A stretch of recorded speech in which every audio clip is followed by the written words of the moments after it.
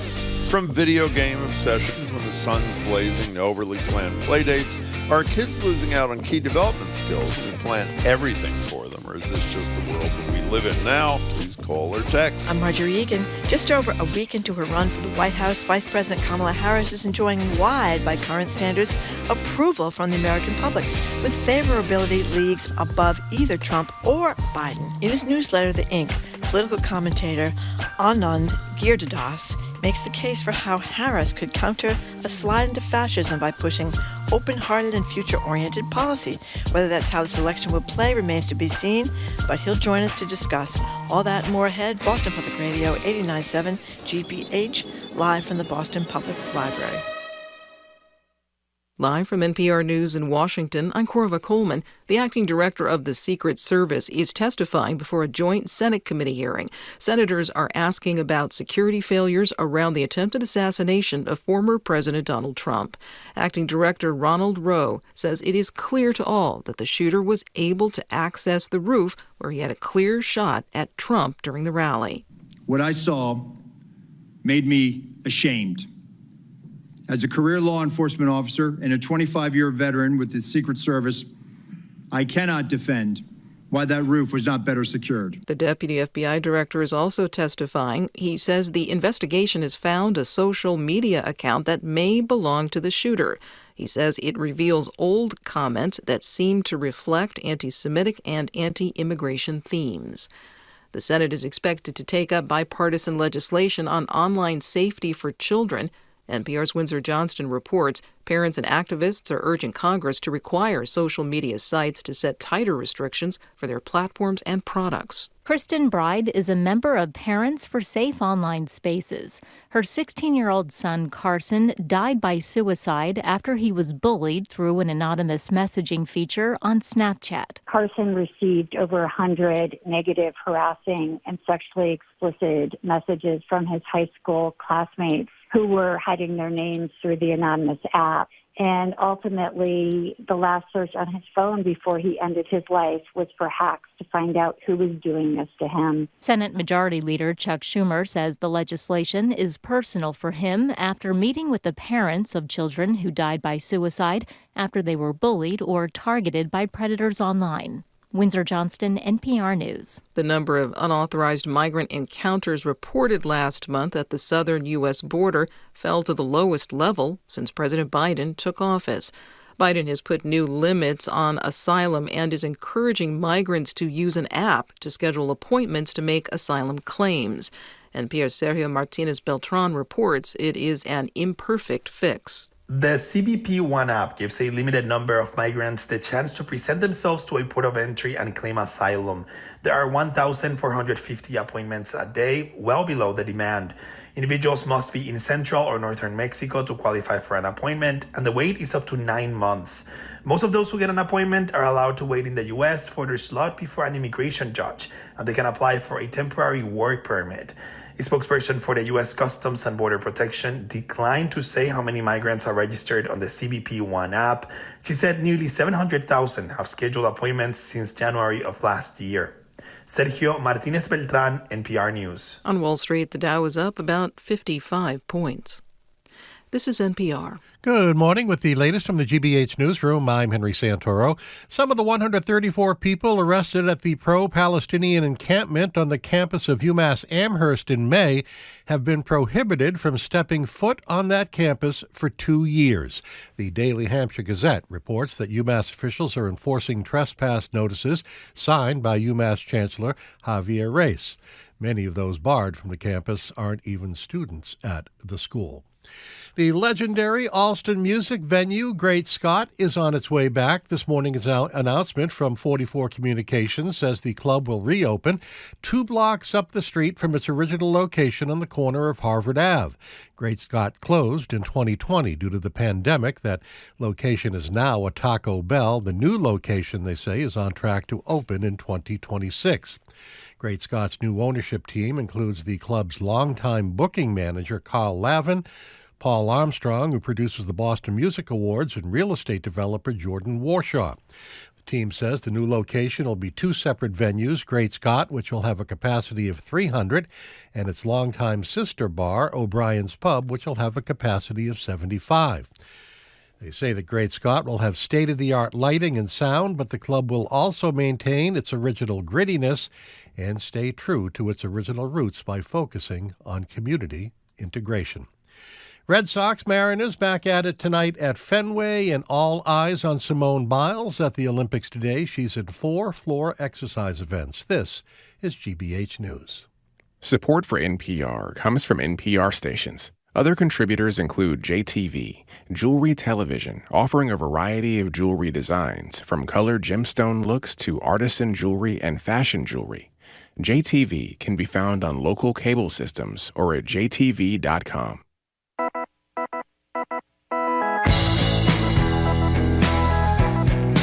Hey, Jim Rowdy. I am Marjorie Eakin. You are listening to Boston Public Radio, 89.7 GBH. We are broadcasting live from the Boston Public Library and streaming at youtube.com/GBH News. Thank you.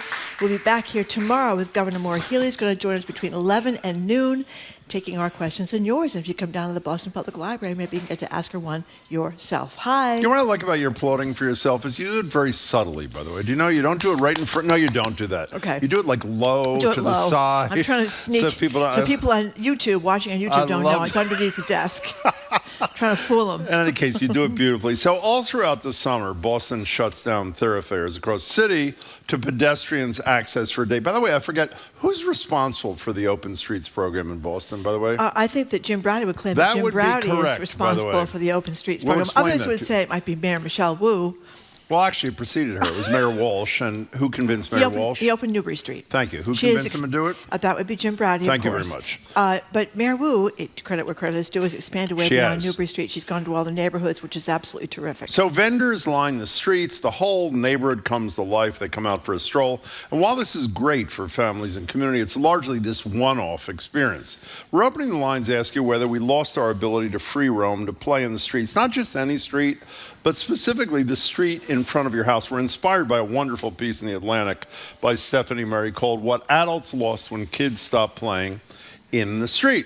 For parents of young kids, it's a difficult choice, as we always just discuss. Helicopter them, planning out every play date and charting the course for them to get there, or let them stay inside playing video games all summer. Our number to text and call is 877-301-8970. Is this a consequence of our infrastructure decisions, the lack of walkable, playable spaces? And what about the impact not only on child development, but parents who feel at a loss on how to parent in this modern age? So our question simply is, how about closing the street in front of where you live a few hours a week, let's say, so kids can just play there and adults can meet their neighbors and all those kinds of things. 877-301-8970. I don't know about you. I thought this woman's piece was an incredibly compelling Well, you know thing. What was really interesting? She talked about how before 1920, when the auto industry started to shift the blame onto children who were playing in the streets, the expectation was that people would be in the streets.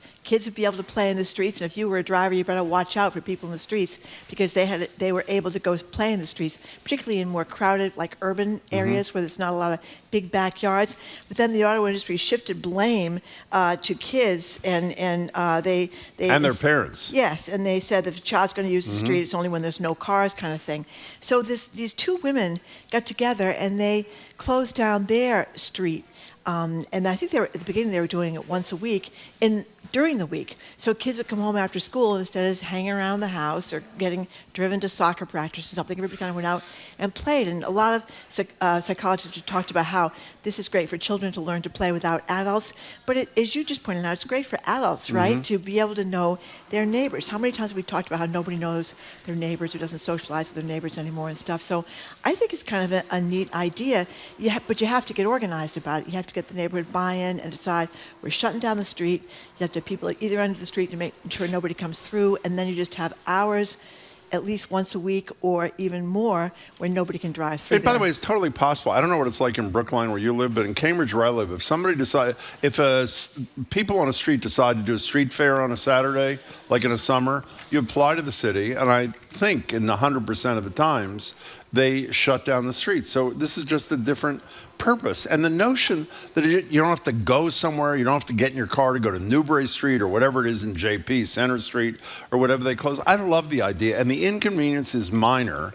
It's close to home. It's great for the kid. And I just never even thought of this. And by the way, this Stephanie Murray who wrote this piece, I think she's British, and the story starts in the UK, even though they do, as Marjorie said, talk about things in the United States. She writes, recently the idea has been taken up in other U.S., Philadelphia, and then other U.S. cities. Chicago launched a Play Streets program in 2012, L.A. in 2015, Portland, Oregon hosted its first Open Streets event in 2023. So what do you think of this thing? I'm guessing there are people going to call us who actually done it, maybe in a semi-organized kind of way, but I really found it wildly appealing. You know, I should mention before we get started, because we were having this conversation yesterday, Jack Connors, the great philanthropist and businessman who ran Hill Holiday for years, is having his funeral is today up in Chestnut Hill. And you went to the wake yesterday. Yeah, it was. I was in line for 3 hours. It a lot of people love the guy. Biggest wake I've ever seen in my whole life.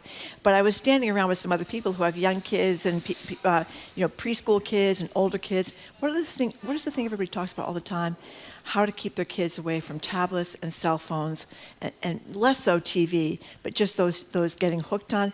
I mean, this is another example of you can't be running around with your, playing Red Rover with your little iPad in your back pocket, obviously. So it's a great opportunity to get the kids away from the electronics. And by the way, I know you mentioned last week when Jack died how terrific it was. He was pretty great to us, too, by the way. He was great to both us. Both personally and to our show, and he was a creative he had a nickname guy. For you, Jim. I don't think we should say that on this station. We used to say it on the old station. He meant it lovingly, I hope. Yeah. But I don't think it's a GBH kind of thing. Just one last thing. Like I said, I've never seen, and I've been to a lot of wakes of people, oftentimes when I was covering stories about, like Carol DeMady Stewart years ago when she was killed by her husband. I mean, this was like 5 times anything I've ever seen. How many lives enormous. did the guy touch? I mean, think about it. Apparently, I heard an anecdote from a mutual friend of ours who talked about how he had a list of hundreds of people and he would call them on their birthday. Just a quick call, like, maybe 40 seconds. Happy birthday. Hope you have a great day. Stays with you. Yeah, stays with you. So, and I've never seen at the entrance of the church the biggest flower arrangements I've ever seen, hundreds of them. Well, you mentioned it because it's today, but it's actually connected because Camp Harborview, which we both visited. That's right. It's not the street in front of the kids' houses, but we heard so many stories from Mayor Menino and Jack Connors and John Fish about so many of these kids had never even seen the harbor. So it's a variation of a theme. But this proposal, this open street thing, it's not called open street, open play or whatever it is, brings it much closer to home. The street in front of your house. And we want to know if you find the idea appealing and if it's something you'd try to do with your young kids in your neighborhood. Ryan in Pembroke, you're first on Boston Public Radio. Thank you for calling. We appreciate it. Absolutely. I'm actually living in the South Shore. I don't have any kids, which I think means that my vote counts for half as much. But I live on a super, super busy road, so I know my neighbor across the street, my neighbor to the right, but that's it. And I would love to meet those dudes. I don't know. I have no idea who lives left of me. And that's the corollary, but we got to let you go, Ryan, only because you have an echo in your thing. Our apologies, but it's bouncing back on us. As both of us said, what this Stephanie Murray writes is the primary benefit is for the kid. The secondary benefit, which is not anything to laugh at, as Ryan was just talking about, is you get to connect in a 1 second way. Like she says, you're taking out the recycling, you say hello, that's the end of the thing. You get to meet the neighbor and maybe have a relationship with the neighbor that you wouldn't have otherwise. So it's like a twofer kind of experience. 877-301-8970. They also talk about this idea that somehow we think that we have to provide things for the kids to play with when they go out. Oh, this is a great point. But she talked about how there was no need to provide them with anything. They just ran around, chased each other. She talked about one little girl had a little bike and she rode up and down the street 3,000 times. Totally blissed out. There was no structure needed, no climbing structures, no nothing. It was just a street, the asphalt street shut down, and things work really well. And by the way, they have a thing in Jamaica Plain I was at, I think it's every week on Thursdays or something during the summer, where they have this whole big center of town off Center Street. Hundreds of Closed? families. Yeah, it's got a big yard and a big driveway and stuff like that. Hundreds of families. Well, we have Memorial Drive, obviously, on the weekends in Cambridge, too. That's been going on for a long time. But again, for the third time, this brings it closer to home. And the reality is, if it's closer to home, it's more likely the kid and the adult is going to use it. Listen to this. This is a grandfather who's saying exactly what the problem is. I had my grandson here for 3 weeks. He just wanted to play his video game, either by himself or with the neighbor kid. And we have a pool that they put in specifically for the grandkids. He said the kids may not want to play in the street, but if they have a choice, oftentimes they will choose the electronics, which is part of the problem. There's a text from Art from West Bridgewater, and he describes an experience that was exactly mine, which I hadn't thought about. He says, close the streets. We played in the street all the time till the street lights came on. Cars came, you just moved to the side or held them up a second until you finished to play. This is sad. It is true. There was when we were kids, and obviously when Art was a kid too, you did play in the street, but parents are not going to let their kids do that kind of thing now. The other point they make in the story is speed limits were lower and that people go down. I mean, I live on a pretty narrow street. People barrel up that street going 30, 40 miles an hour. That's the difference between, the expectation is that everybody should have to run to the side. This story makes the point that we used to say the streets were primarily for people and not primarily for cars. Did I ever tell you that when I was a city councilor, speaking of people flying down the street, the only city councilor, I think, in American history, or at least Cambridge history, to request a speed bump on a street while he was a city councilor, to have it denied was me. Literally. You don't deny it. They rubber stamp it, whatever. By the way, Aiden makes a wonderful point, our colleague, based on what we discussed yesterday with the poison trees. People certainly know their neighbors up in Camden, Maine. That is true. That's where the neighbors killed the trees. They killed another. And someone is making, about my wind chimes. This is an anonymous texter from Brookline. In any case, let's go. I didn't know wind chimes were so offensive to people, Well, Jim. we discussed that, yeah. Steve in the car. Hey, Steve, welcome to the show. Hi. Hi, how are you? We're good. I'm calling because I had a good experience with my grandkids. They live in Quincy, and they really can play in the street, but we have a summer home in Marshfield. They get up in the morning, they take their bikes out, they are in their pajamas, they're driving around the street, they're playing, kicking the ball. And I remember that when I was young, and I can see how much they enjoy it and really what they're picking up from it. They meet the neighbors, they meet other kids. It's a thing that's lost, and I'll have to caveat this. I'd rather, I'm happy I'm not a parent now as opposed to when I was 45 years ago. So. Well, but Steve, the one thing you left out of that we discuss all the time is they learn independence. So whether it's in the street in front of their house or, on a closed street a couple of blocks away, they learn independence and some level of freedom. Steve, thanks for the call. 877-301-8097. Your street is a good example. You don't live on a main thoroughfare. They could close that baby down, couldn't they? They could, but people. Do they ever? No. Well, actually, we used to have a block party, but it stopped about 2 years ago. What were you about to say? They couldn't shut it down? Well, they could, but people drive really fast on my street. Well, you know what? If they shut it down, they wouldn't drive really fast. They wouldn't drive at all. They wouldn't drive at all. That's right. You understand? That's when they close the street. They don't drive on it. I think we need bigger. Well, we could do it on my street. Of course, you could do it on your street. You could do it anywhere. Jennifer from Jamaica Plain. Thank you for calling. Hi, Jennifer. Hi. My kids, until a couple of years ago, did still play in the street. But one big thing that's different from when I was a kid is that we would essentially occupy a bend in the road on Fallon Street in Cambridge, both adults and kids playing tennis. And people just come to turn to go down Fallon. They would see the mob and just keep going.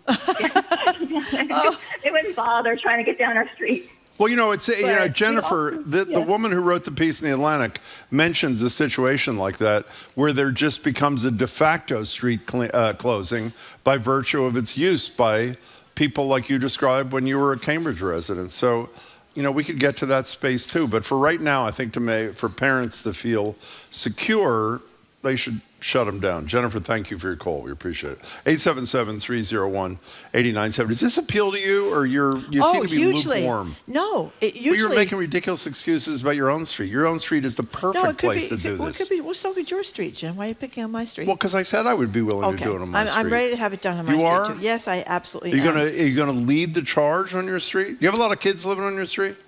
I have 2 kids living underneath me and 4 kids living next door. Yeah. So the answer is yes. A lot of kids. Yep.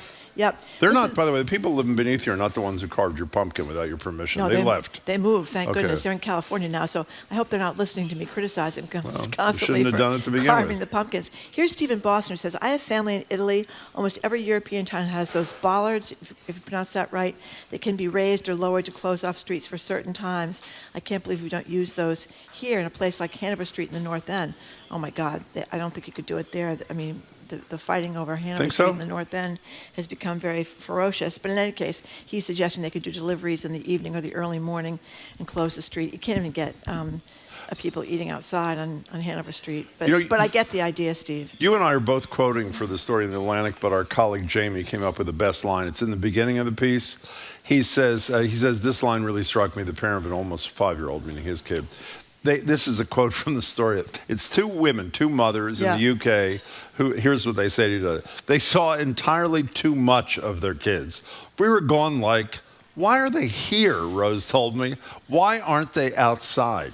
Well, I thought that was fabulously honest. I think a thing baby boomers have in common is the idea of get out of the house, come back when the street lights come on. You could come home for lunch, but briefly. I mean, you just got thrown out of the house. That was sort of the way kids were raised. You weren't sitting in the house. My mother actually locked me in the house. That's just to be, she wanted to make sure it was safe. You had a strange situation. Well, weren't you like on the 6th floor of an apartment building or something? I was on the 14th floor of an apartment building. That's... What's so odd about that? Well, because... You get on the elevator, you go downstairs, there's a street. Yeah, it's a little bit harder than just coming out the front door, going out the back door. Well, it is. That's true. But so again... did you ever play with other children, Jim? I wasn't allowed to play with other children.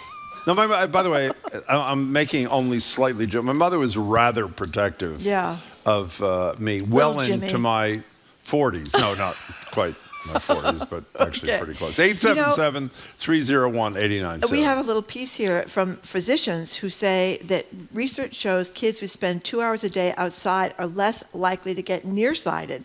All these what do you call eye doctors? Optometrists or opticians or whatever. Ophthalmologists, whatever they are. It says that the number of kids of nearsightedness apparently has been going through the roof, and the thinking is that they don't get outside enough. Was that because you're staring at screens kind of thing? Well, screens no doubt have something to do with it, yeah. Well, I have to say, myopia is not my major concern when it comes to whether kids should play outside or not. I mean, this is one of the areas where you and I have the strongest feelings. We talk about this every 6 months or so. Kids should have some freedom. And it seems to me, it's quite clear that if the forum, if the place where they can have freedom is closer to your house, by definition, proximity is going to cause you more likely to use it. Is that not obvious? That is correct, Jim. Thank you very much. Rama in the car, thank you for calling. Hey there. Hello, Marjorie and Jim. That is correct. You got them both right. Hi. Yeah. Okay, hi. I love you both. And thank you. Blackouts.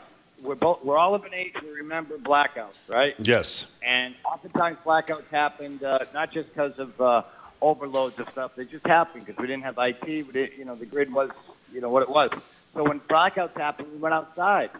We played with each other. We talked to our neighbors. I grew up on Witherby Street in Marlborough, Massachusetts. We played in the street all day, all night, or at the park. But we had a library on our street. We played touch football on the street. And when cars came by, we'd just stop playing and get back to playing. Thunder and lightning storms, we were out playing in the street. My mom didn't like that. She got hit by lightning on her bed when she was a kid. In her bed? She got hit by lightning? Her bed got hit, not her. Oh, okay. And wow. What was her bed on the roof of the house? Where was her bed? Her bed was in her bedroom, but the lightning came right through a window and hit her bed. Wow. And she was a kid, so she hated it when we went out in the thunder lightning. But we went out anyways. We had 9 kids growing up. Well, by the way, you're describing exactly what Art from West Bridgewater described that I mentioned, is when we were kids, you just went out. And when the cars came, you walked to the side. But I think, realistically speaking, the average parent is not ready for that, so shut down the street. By the way, I had a blackout last night on my street, Inman Street, where the lights were out, thanks to Eversource, for 5 or 6 hours. Was it from lightning? No, it was, I don't know what it was from, but they were gone. It was really depressing. You know, the house is dark and that kind of thing. A lot of people are concerned about what are they concerned about? Safety. They're concerned about children getting hit by cars. They're worried about What shooters. do they not understand about a closed street? That's the whole point. The street is closed. We were talking about not necessarily always closing the streets, just being able to play in the streets. If there were an understanding that the priority goes to people that are playing, kids that are playing in the streets. But people are nervous. There's safety. People are really worried about, bad people abducting their children. Why don't you say what you always say about bad people abducting children before we take a break? It almost never happens, thank God. God. It almost never happens. No. It's somebody the kid knows. Somebody the kid knows, or oftentimes those milk carton things, it's a custody thing where dad snatches the kids from divorced mom or mom snatches the kids. So you know what you do? You just don't let the father down the street. I mean, that's the solution, I think, to that. You have a picture of all the crappy fathers at the end of the street. And they can't come. Okay. You know what J.D. Vance has never mentioned in all his diatribes about families? Deadbeat dads. I do know that. Why is that, Jim, do you think? Anyway, we're talking about the value of outdoor play in the summertime, or the wintertime for that matter. Stick around. You're listening to Boston Public Radio 89.7 GBH. We are broadcasting live from the Boston Public Library, and I believe we are streaming at youtube.com/GBH News.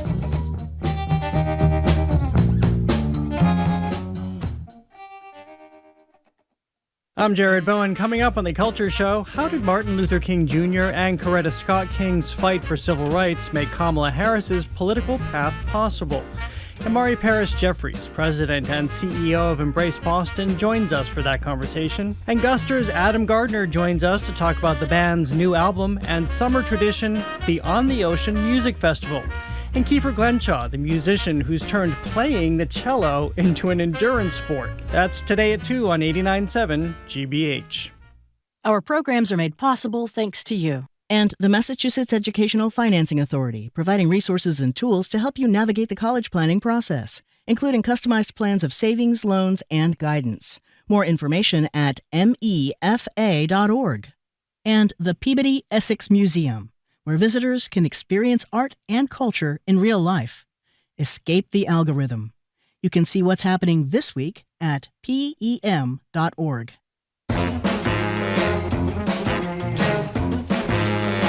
Welcome back to Boston Public Radio. Jim Browdy and Marjorie. We're live at the library, streaming at youtube.com/GBH News. We're back here tomorrow. Governor Healy joins us for an hour of Ask the Governor in person. Not only can you see the governor, which I think is a pretty appealing thing, but you can come here and go to the mic in the Newsfeed Cafe and ask her a question face to face. If you're just joining us, we were inspired by a piece in the Atlantic that asks, what did adults lose when the kids stopped playing in the street? And they're talking about the street right in front of your house. Get it closed, as 2 mothers did in the UK. It's spread all over the country, apparently. It's being done in some major American cities. Wouldn't this be fabulous for the kid, close to home, street closed, safe, etc.? Nothing organized other than the closing of the street. And great for the adults, too. Not only are they relieved of the burden of figuring out what they're going to have to plan for their kids, what's structured play, but also there's an opportunity in a non-stressed environment to meet the neighbor, talk to the neighbor, and all things good. 877-301-8970 is the number. Listen to this. I'm obsessed with this topic, says Megan from Westport. I have a 3- and 4-year-old that go to a farm-style daycare outside 3 to 4 hours every day on a dead end, so we don't have to close our street, but are very grateful for the time it allows them to be outside.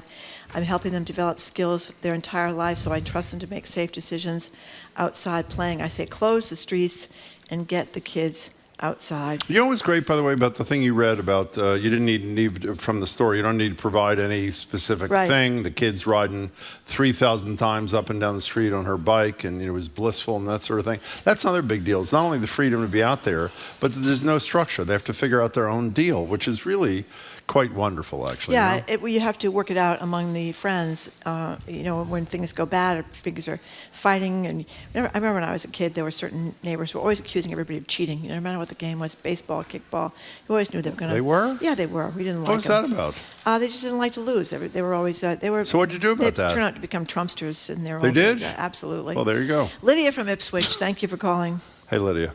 Hey, how's it going? Good. So I guess I want to say that I got my first device when I was 8, and I'm in my 20s now. And I think that it drastically affected how I grew up and what my childhood was. And the times I do remember being outside with all the neighborhood kids I never knew playing around the cul-de-sac were the best memories I have. I love this call. Lydia. I love this call. But it's kind of sad, right? What was your device, an iPad? So my mother bought me an iPod Touch when I was 8. Wow, okay. Yeah. And it got addicted from there. So when you say addicted, I guess I know the answer to the next question, but when you were younger, I don't mean 8, but maybe 10, 12, did you know what you were missing, or you didn't know what you were missing until you arrived in your 20s? I didn't really understand what was happening. I had no concept of it yet until I got into my teenage years.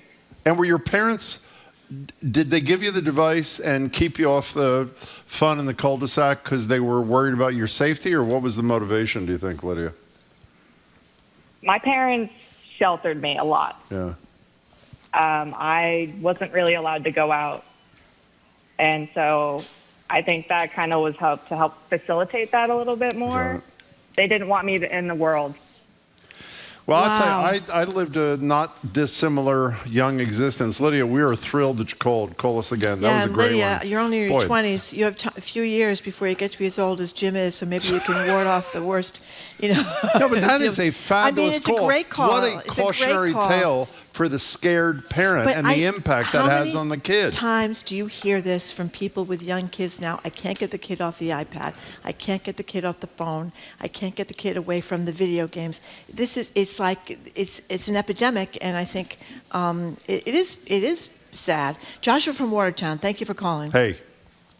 Yeah, hi, Jim and Marjorie. Hi. I read the piece this morning. I loved it. I identify so much. It's the middle of the summer, and I've got a 7 and a 10-year-old. And I guess, like the last caller, or unlike the last caller, my kids don't have screens. They don't have any of that. But the challenge then is to find the playground, to find the play date, to find the thing that they want to do next, to schedule these things. It's funny. I actually tried to do the thing that they talk about in the piece and do a closed street. The problem that I found is that all of the houses with kids love the idea, and all the houses without kids don't. So it's a little bit of a challenge. Yeah, and the other thing, Joshua, I forgot to mention this earlier. If you are working full-time and it's summertime, you got to pay for camp, right? Or you got to pay for sitters. It's very expensive to have children in the summertime when they have 10 weeks off between June and Labor Day, and mom and dad, or dad and dad, or mom and mom, whoever they are, or single mom, has got to work. It's absolutely terrible. So Joshua, you didn't finish the story. So the people with parents, the adults with kids, loved the closing of the street idea. Those without kids didn't. What's the outcome? Did you get it, or you didn't get it? Haven't gotten it. Still working on it, I will say. Okay. Tell those childless cat ladies to be far less selfish. Thank you, Joshua, for your phone call. Andrew from New Hampshire is one of several people that sent this same text, so apparently this is a trend. Andrew says, I have a T-shirt that says Gen X, raised on hose water and neglect. That's pretty good. By the way, I just mentioned my favorite J.D. Vance line. Why do you think... I think I know. Why do you think he didn't just outright say, I can't believe I said that? That was a big mistake. Because he can't? Because Trump says you never apologize. Oh, you're not allowed to. That's right. I forgot. You're never allowed to apologize. Yeah, you have to double down on everything. Leslie from Brockton, thank you for calling. Hello, Leslie. Hi there. Hi. So I'm a child of the 60s, and I was a family of 6 children. Yeah. And we went out in the morning, we played on our bikes, we played on our skates, we played with our friends, we would get our swimming costumes and our towels. we were taught to swim before we could walk. So we would go out in the morning and we wouldn't come home till dusk, and nobody ever worried about us. So I find it very sad that kids are stuck to their screens, stuck to the TV screens and on their Game Boys or their TV screens, and they don't get out enough. And I think that you learn a lot of self-responsibility. Yeah, I couldn't agree more. Absolutely. And play. I just think it's very sad that kids are stuck indoors and stuck on screens. So before you go, Leslie, how did a wild child like you end up? How'd you end up? I ended up in America.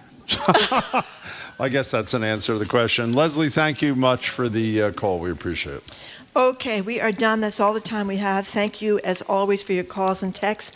After a quick break, here to weigh in on Kamala Harris' run to defeat Trump in November, author and political commentator Anand Giridharadas joins us next. You're listening to Boston Public Radio 89.7 GBH, live from the Boston Public Library.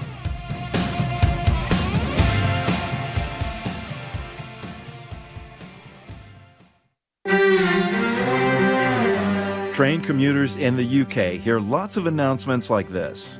TransPennine Express apologises for the disruption to your journey today. Change, routes, and other hiccups are constant. Now the Labour Party is proposing a solution: nationalise the railways. What that might look like next time on The World. This afternoon at 3, here on GBH News 89.7. Support for GBH comes from you. And Gentle Giant Moving and Storage Company, employing athletes since 1980 and currently hiring to join their team. Gentle Giant is an equal opportunity employer. More at gentlegiant.com/careers. And the MBTA Commuter Rail, providing public transportation service to over 170 cities and towns in Massachusetts. Just take the train. You can plan your trip at mbta.com/massbytrain.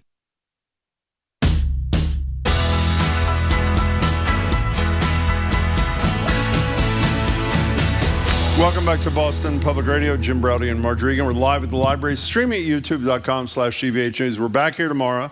Governor Healy joins us for an hour in person. Governor will be with us from 11 to 12 to answer our questions and yours. We're joined now on Zoom by Anand Giridharadas, political journalist, author of The Persuaders, Winners Take All. You can find his fabulous newsletter, The.Inc., and see him on MSNBC. And by the way, while there's a paywall at the newsletter, he's created a special link exclusively for GBH listeners. They get a month's free trial. You can access that by going to The.Inc/WGBH. Anand, it's great to see you as always. Thanks for joining us. Always love seeing you both. Yeah, Thanks. Thank you very much, Anand, for coming on with us. So tell us about what you think the impact where we are in the race now of Kamala Harris coming out for the Democratic nomination for president. I mean, what a difference a week makes, right? You know, and I think there's this very natural human tendency to be afraid of chaos and disorder and uncertainty. And for the last month, a lot of people were very concerned about just the level of not knowing what was going to happen tomorrow. And I think one of the lessons of the last 10 days now is that rolling the dice, a little uncertainty, a little chaos, it may be worth it if what you get on the other side of it is the level of excitement and fascination and, frankly, energy that we've seen. And one of the dynamics, you know, that I would identify, there's so many things to say about these last few days. I would argue that since Trump came down the escalator in the summer of 2015, which is 9 summers ago, I don't think he has lost the war for attention any week except last week. Last week was the first week in 9 years in which he was not driving the story. He was not framing the conversation. He was not the one being reacted to. He was the one reacting to another protagonist, right? And politics is not just about who's right, who's wrong, who's up, who's down. In this modern media environment, as you all know as media makers, it is about who is driving attention, who is making people talk. And what we've seen in this new Kamala Harris campaign is a campaign that's given the American people, with thanks to Bonnie Raitt, something to talk about. You know, you mentioned that people don't like chaos and uncertainty. I am proud to say we preside over chaos and uncertainty for 3 hours every day. You don't even sit down at your own desk. We do not. One of the great things you wrote, and it's almost like an aside, in one of the pieces you wrote about Kamala Harris's entry, and by the way, for people who haven't done the math, it's a grand total of 9 days since Biden pulled out of the race and Kamala Harris declared her candidacy, is you use the word joy. And, you know, we talk a lot about that on this show, is that, with all due respect to our colleagues, National Public Radio is not like a yuck fest across the country. And I know I speak for Marjorie. We both believe that bringing a little humor and joy to the discussions of the day is a real engager. Talk about that a little bit with the launch of Kamala Harris from Wisconsin and beyond over the last week plus. I mean, I have so much fun every time I come on both of your shows that I always wonder if you're going to lose your NPR affiliation. You know, we're on the edge. I think you're absolutely right, and this is interesting because this is something where I think well-meaning people have a very different point of view, and I often run into this online. I talked about, you know, exactly what you said in that aside, that the last 9 days, to me, one of the central things is it has felt fun. It has felt like a joyous movement, not just righteous, not just important, not just, you know, let's do this work of saving democracy. Saving democracy should not feel like broccoli. Like, we are talking about a battle to be free, to choose our leaders, to have control over our bodies, to have, you know, be able to have sex and choose whether you have a child or not, to be able to read a book without like a man in a pinstripe suit taking it away from you, right? If you can't make this fight feel fun, you're doing it wrong. And when I talk about this online, people often have a very different point of view, which for me, which is, no, this is too important. Joy has no place here. Like, this is serious. This is serious. And I get it. I get where it comes from, but I think it's a mistake, and I think it's ahistorical. If you talk to people who've been in these movements around the world, fighting authoritarian movements in places like Poland and Hungary and Brazil and the Philippines and elsewhere, humor, joy, levity, very, very important to help people get through. But also because movements cannot just be against. No one is galvanized to mitigate a negative, right? That's part of it. But you have to tell people what world you want to build for them once you crush the negative. And a joyous movement that embodies the kind of world you're trying to create is very important. We're talking to Anand Giridharadas about Kamala Harris's entry into the race. You know, I also think, and actually Joe Biden had a little bit of this, the Better Angels approach. We had a guy who ran for governor here, Deval Patrick. I'm sure you know him. He was briefly tried to run for president back in 2020. Didn't do very well. But when he came on, I thought, we never had a black guy being the governor. A lot of racism here and everywhere. But he was a great speaker. I thought he was a better speaker than Barack Obama, actually. But he appealed to people's better angels, you know, to your patriotism, your pride, your family, doing the right thing, honor, and all that kind of stuff. And I think that makes you feel pretty good too. I don't get the appeal of when the former president says, you know, Kamala Harris is garbage and that kind of thing. I guess that appeals to some people, but I don't know. I don't think it certainly doesn't appeal to me. I think the Better Angel stuff is really important, and you're right, President Biden was very good on that. I think, candidly, it probably does better with, I think, an older generation of Americans who is less cynical, has reason to be less cynical about this country, lived in an era when maybe it worked differently for them. I think part of the challenge is that this kind of battle for the soul, better angels, this is not who we are kind of rhetoric doesn't really land with young people, right? Young people who've kind of only experienced a post-2008 America, who've seen problem after problem that doesn't get solved. And so I think what has happened in the early days of the Harris campaign is that some of what actually appeals to those younger people is frankly like, you know, memeability, like the ability of someone to become a meme. And it's not about serious ideas always. It's about something like Kamala Harris's laugh, right? Which again may seem trivial to people, but I think it's pretty significant that there's almost no video footage of Donald Trump ever laughing. I find that probably has some kind of connection to a politics of taking people's rights away, a politics of kind of permanent dourness, a politics of trying to deport 11 million people. So something as simple as laughter, right, that you can make fun of and that can be spoofed, but can also be claimed and memed, allows you to, I think, communicate with younger people in a way that's actually more substantive than it seems, and tells you that, look, this is a freedom movement in which we would all have more fun if we had more freedoms and protected our freedoms and had more of us at the table. You know, I want to speak about that word in just a second, but speaking of you and MSNBC, a guy who's on our show every week, Chuck Todd, about 7 or 8 years ago said he spent his weekend on watching every video he could find of Donald Trump doing anything, and he couldn't find one where Donald Trump was laughing. And he said there was a half laugh in one video, and it was at the expense of somebody else who he was mocking. But other than that, he never laughed. Speaking of freedom, here is sound from Kamala Harris's new campaign ad, aided just a tad by Beyonce. In this election, we each face a question. What kind of country do we want to live in? There are some people who think we should be a country of chaos, of fear, of hate. But us, we choose something different. We choose freedom.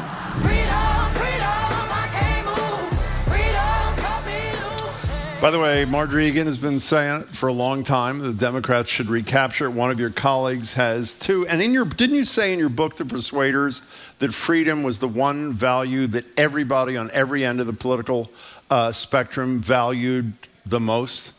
I love a good close reader. That's absolutely right. And it's fascinating, right? Because I was just in Colorado and Utah last week. And, you know, I travel a lot, but every time I go to places like that, you just remember how big this country is, right? This is a very big and various country. The physical landscape of Utah, driving through Utah with my daughter last week, I was like, yeah, I understand why people have different values here. Like, your ideas of safety and freedom and protection and would be different if this was your landscape, right?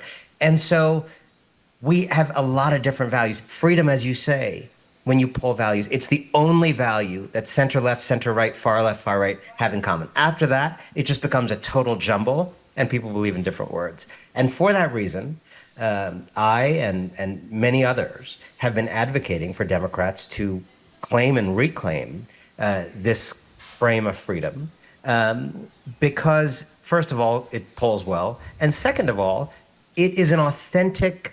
It's an authentic value in which to frame a lot of things they're actually fighting for, particularly when you're talking about, you know, the right to do what you want with your own body, the right to read a book, the right to vote and not have your vote overturned by a violent mob. It really is freedom. And one of the things that happened, and President Biden, when he was launching the re-election effort, listened to a lot of this advocacy that had been happening, and he centered the re-election campaign around freedom. But you really saw in the last 9 days with Kamala Harris, with an assist from the great Beyonce, taking this argument to the next level.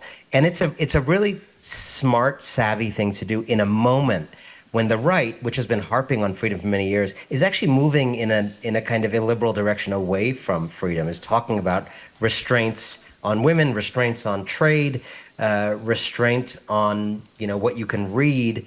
Becoming the party of restraint really creates this opportunity for Democrats to claim the mantle of freedom. You know, you have another great piece on the Ink talking about Ali Hochschild's new book, Stolen Pride, Lost Shame, and the Rise of the Right.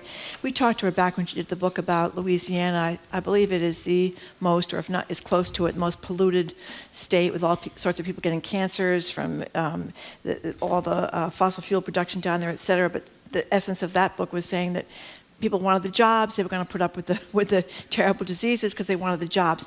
But tell us what she said in this book about the loss of pride among a certain segment of Americans that makes it very hard for them.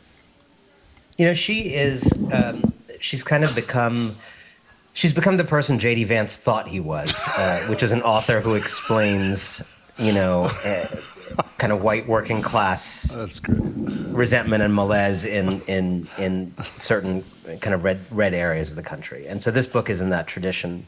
And it's limited in the sense that it's only about that. It's not about other communities, but it's a very interesting micro look at this community. And the thing about pride that I found her focus on pride. I asked her at the beginning. I love a good basic question. I said, what is pride, and why do you think that kind of injury to pride is a major political force right now? And she said, pride is a funny emotion because it's not a purely internal emotion the way so many emotions are.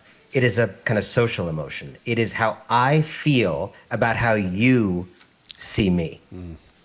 Okay, think about that for a second, right? It's different from just being sad. Yep. Or it's this kind of recursive loop of me seeing you, seeing me, seeing you, right? And therefore, in moments of change like this one, in moments of economic upheaval, in moments of racial and demographic change, of change in gender, like so many forms of change we've been living through, I think, working class Americans across the spectrum, identities, genders, races, have gotten a raw deal economically. However, a lot of us, people of color, women, disabled folks, LGBT folks, have at the same time experienced more freedom and empowerment in other ways, right? So if you're a woman or you're a person of color, you're another marginalized group, you're living in a kind of crappy economy in this era, but you're freer than someone like you 30, 40 years ago in a lot of ways. Whereas a lot of the people Arlie writes about, white men in working class communities in red places, have kind of experienced the same winner-take-all economy that the rest of us have, but because they were kind of, racially and gender-wise, privileged in a sense before that, they haven't. Now, what she gets into is they don't feel privileged. You're a white guy coal miner in Kentucky. Your sense of yourself is obviously not privileged. And you're not privileged in the sense of, you're rolling in money, but you are living in a place in which you were kind of considered a default, or you were considered the kind of model of a person, of a citizen. And now other people are coming to the table. And I think she's very interesting in terms of the kind of emotional and kind of almost moral injuries that lie behind the rise of authoritarianism in this country. Anand, you don't know me well, but I get stuck like a little kid on things. And I was on vacation 4 days last week, and the thing I got stuck on was Kamala Harris. If I heard Kamala Harris one more time, I was going to have a stroke. And lo and behold, feeling this great frustration, I read your piece, and you talk about a word that we've all heard, mispronunciations, and a word we hadn't heard, dispronunciations. What's a dispronunciation? What's the significance of that? Well, it's we all know, misinformation and disinformation, right? Misinformation is if I tell you something that's not true, but not necessarily intending to lie to you. It just happens not to be true. Disinformation is when I'm intentionally deceiving you, when I'm poisoning the atmosphere, with a goal of doing so. And so, when I was thinking about what is being done to the vice president's name, and has been done for some years now by various Republicans, it occurred to me that maybe it's worth coining the word dispronunciation instead of mispronunciation. This is not mispronunciation. This is not people, somehow struggling to get it right, which we can all be sympathetic to. As someone named Anand Giridharadas, I'm very sympathetic to the difficulties of saying a name.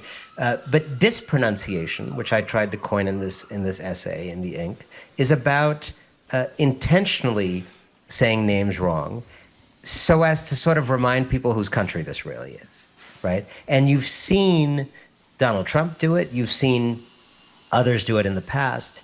There was a senator, I think, a couple years ago who, made a long kind of rhyme out of dispronouncing the vice president's name.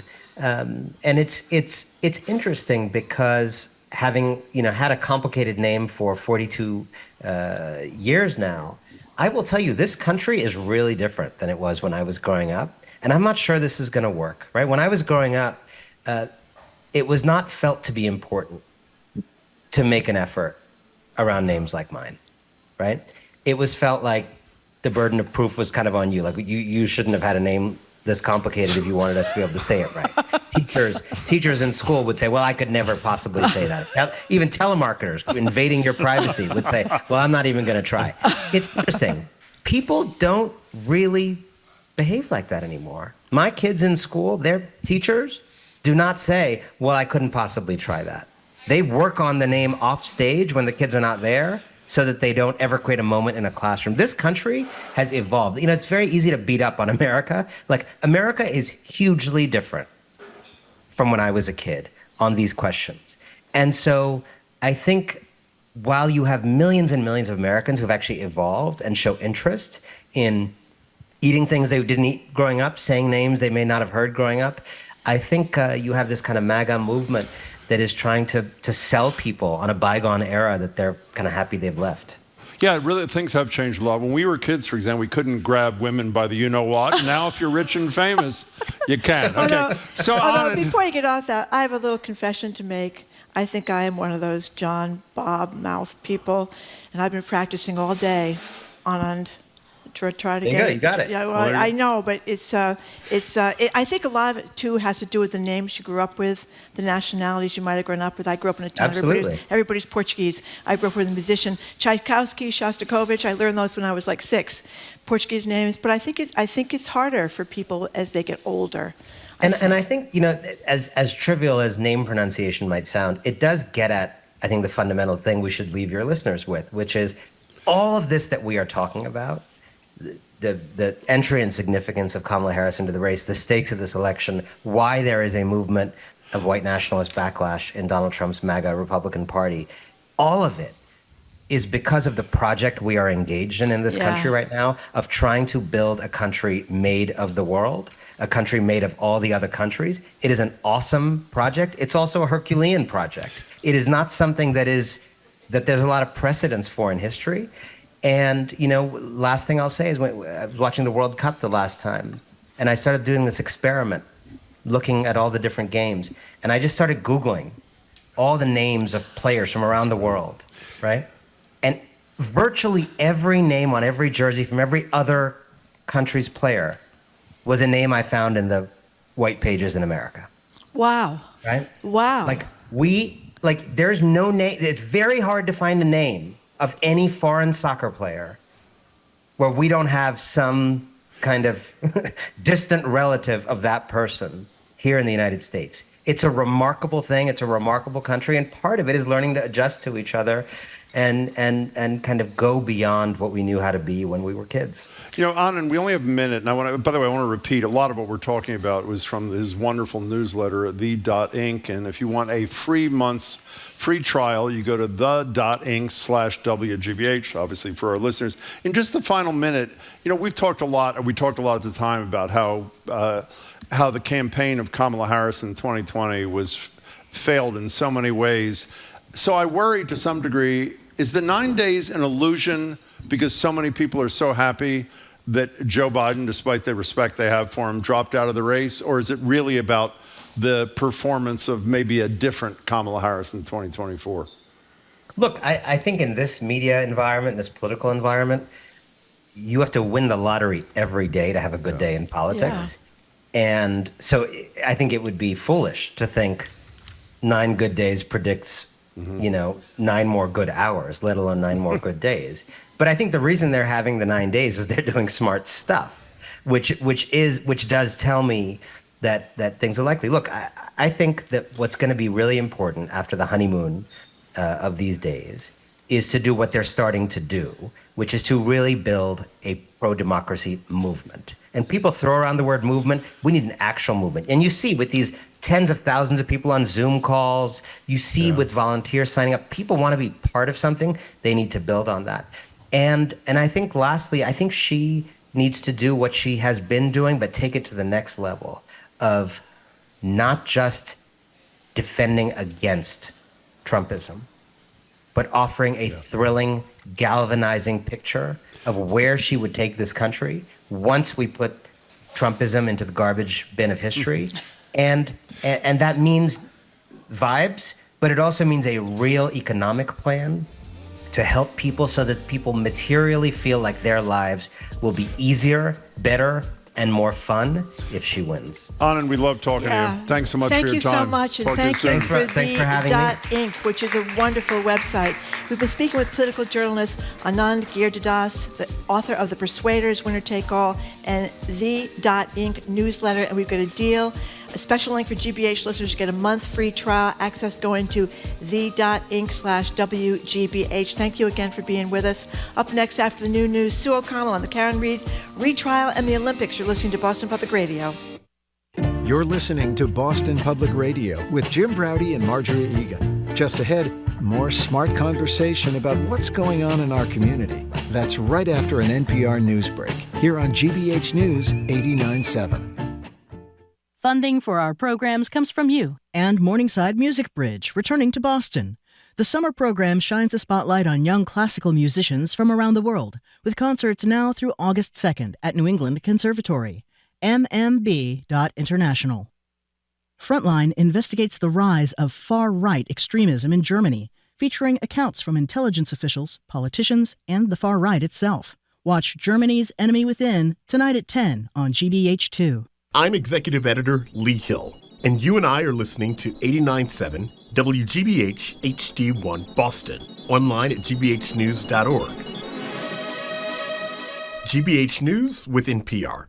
What matters to you. I'm Jim Braude, head on Boston Public Radio, live from the Boston Public Library. It's media maven and local woman Sue O'Connell and a 61-year-old ping pong phenom. In an appearance on Fox News' The Ingram Angle, Trump sought to clarify his stance as he urged Christian conservatives to get out the vote. That statement is very simple. I said, vote for me. You're not going to have to do it ever again. It's true. Because we have to get the vote out. Christians are not known as a big voting group. They don't vote.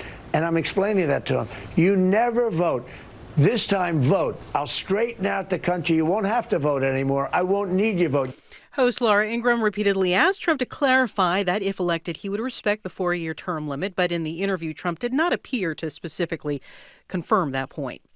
Water pollution in the River Seine is delaying the men's triathlon race until tomorrow. NPR's Juana Summers has more. Tests revealed water quality levels that did not provide sufficient guarantees to allow the event to go forward. Cleaning up the Seine has been a decades-long goal dating back to the 1990s, but it accelerated after Olympics organizers announced plans to hold the triathlon and long-distance swimming events in the Seine. The French government, over 9 years, invested more than $1.5 billion into the effort. The water had been subject to daily testing and had been meeting cleanliness standards. But World Triathlon says today readings at some points on the swim course remained above acceptable levels. The organization cited the rain that fell on Friday and Saturday, blaming meteorological events beyond our control for the delay. Juana Summers, NPR News, Paris. From Washington, this is NPR News. Good afternoon. With the latest from the GBH Newsroom, I'm Henry Santoro. Over 100 activists, migrants, and legislators protested outside the State House yesterday, voicing opposition to new shelter limits announced by the Healey administration.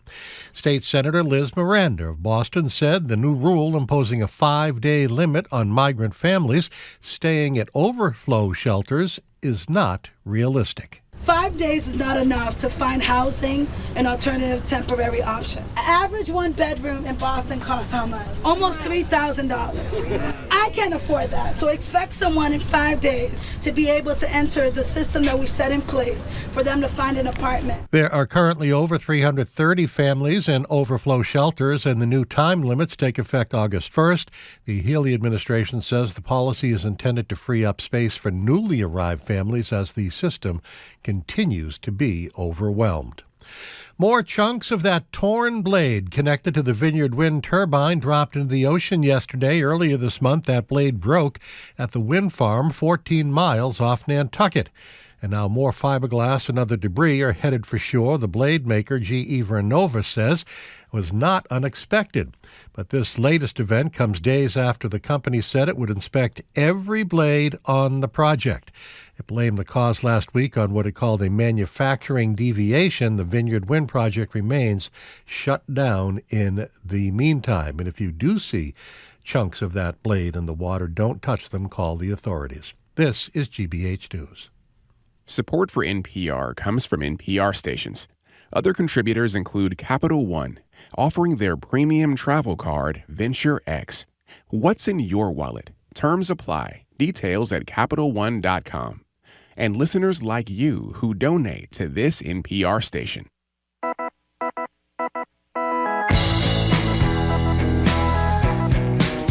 Jim Browdy. I am Marjorie Egan. Welcome to hour number 2 of Boston Public Radio, 89.7 GBH. We are broadcasting live from the Boston Public Library, and we're streaming at youtube.com/GBH News. What are you doing down there? Tomorrow, I'm looking for Sue O'Connell's stories because we're talking to Sue O'Connell. Yes, I did. So you're prepared? Well, sort of. And so tomorrow, I want to point out they're going to be joined by Governor Maura Healey from 11 to noon. She's going to take our questions and yours. You should come down to the library. You might be able to get to ask her a question yourself, which is kind of exciting. Are you going to be prepared for that?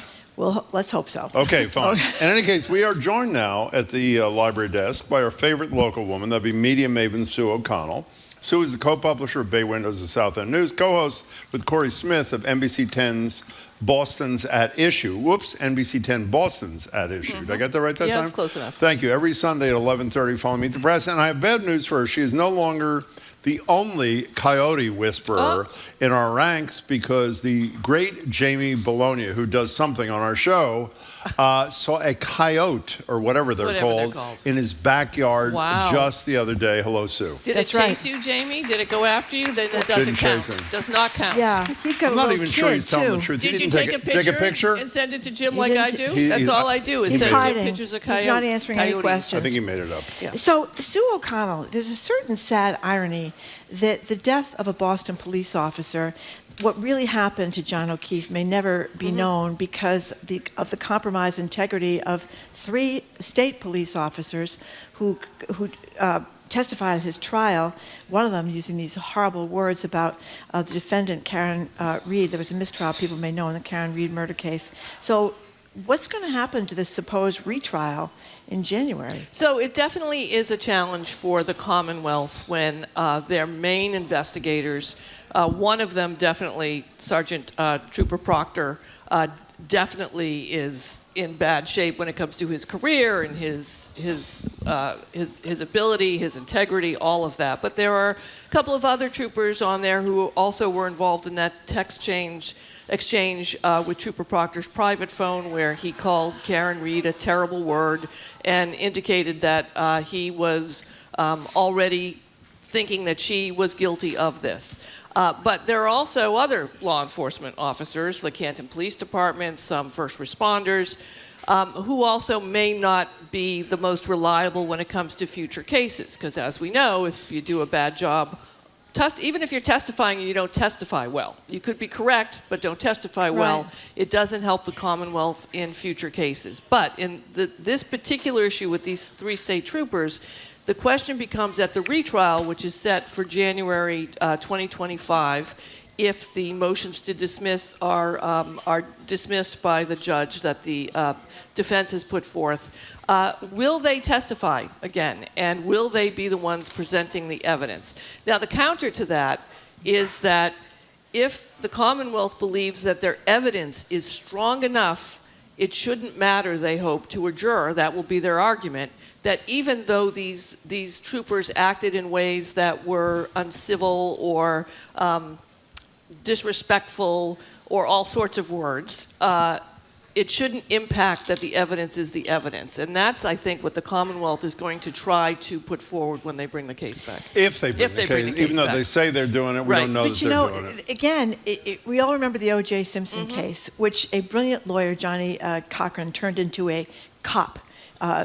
Cops hate black guys, which at the time in Los Angeles, I mean, there was unbelievable attacks on. Well, Barry Scheck was a little helpful there too. Barry Scheck was good too, but he brilliantly undermined the believability of the cops, particularly Mark Furman, who was talking about the N-word all the time when he was out patrolling.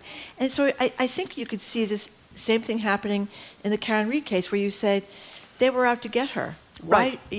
Why should we believe them? And I don't know. Well, then that comes to the evidence, right? I mean, and there's a lot of challenges that the Commonwealth has. One of them is that they now have information, we believe, reported by some other reporters about what the jurors ended up voting. And it looks like they didn't go for the murder. They were questioning manslaughter. It looks like that would be a reasonable place to rebring the case, the charge to bring back. But at the same time, to the first 48 hours. I mean, I guess there's a reason why that television show exists, because the first 48 hours of investigating that case, the crime scene was left open, people were not interviewed, and for me, that always has been the challenge, less about what happened afterwards. So there's a number of challenges that the Commonwealth has if they bring the case again and they bring murder or manslaughter again. But we also don't know, things could also develop. People could come forward with more information, more witnesses could come forward. So it's still an open case. Can I ask you 4 questions about this case, to which you will give me rapid answers? I will indeed. Okay.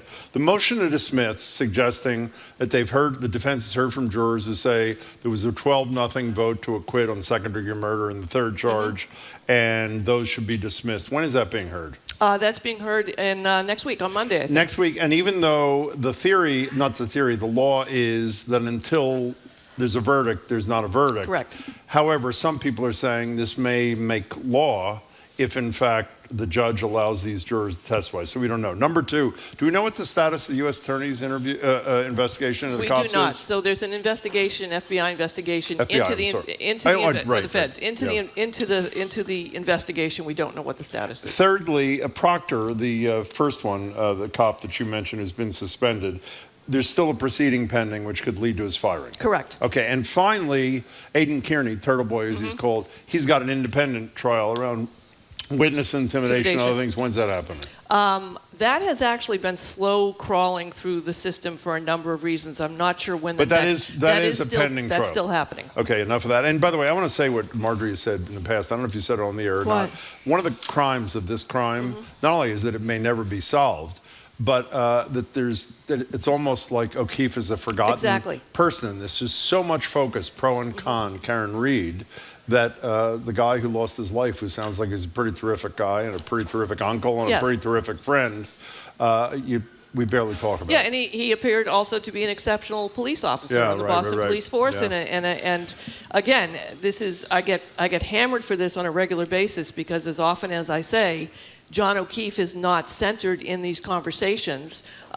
You can't have a conversation about the case unless you talk about all the other things that are happening in it, and he ends up being a footnote to it. And then you have people who come out who, whatever side they're on or whatever they're protesting for or against, a lot of it has nothing to do with John O'Keefe. And that's really what the crime of this is.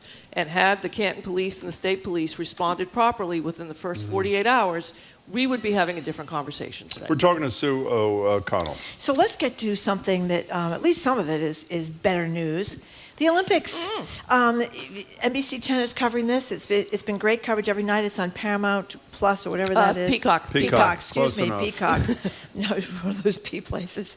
Anyway, there's a big controversy about the supposed Last Supper idea of that they were kind of mocking the Last Supper, and that, of course, is the painting by Leonardo da Vinci, and the Last Supper, of course, is the Last Supper of Jesus Christ with the apostles around him. So what they do, and why is there a stink? So I'll just say in full disclosure, I am an employee of NBC, which owns Peacock and is broadcasting this. I am still allowed to say whatever I want about anything. Is it on Paramount too, or just Peacock? No, just Peacock. Peacock. Just the Peacock, the NBC, and all of the NBC stations, E, Bravo, whatever else we own.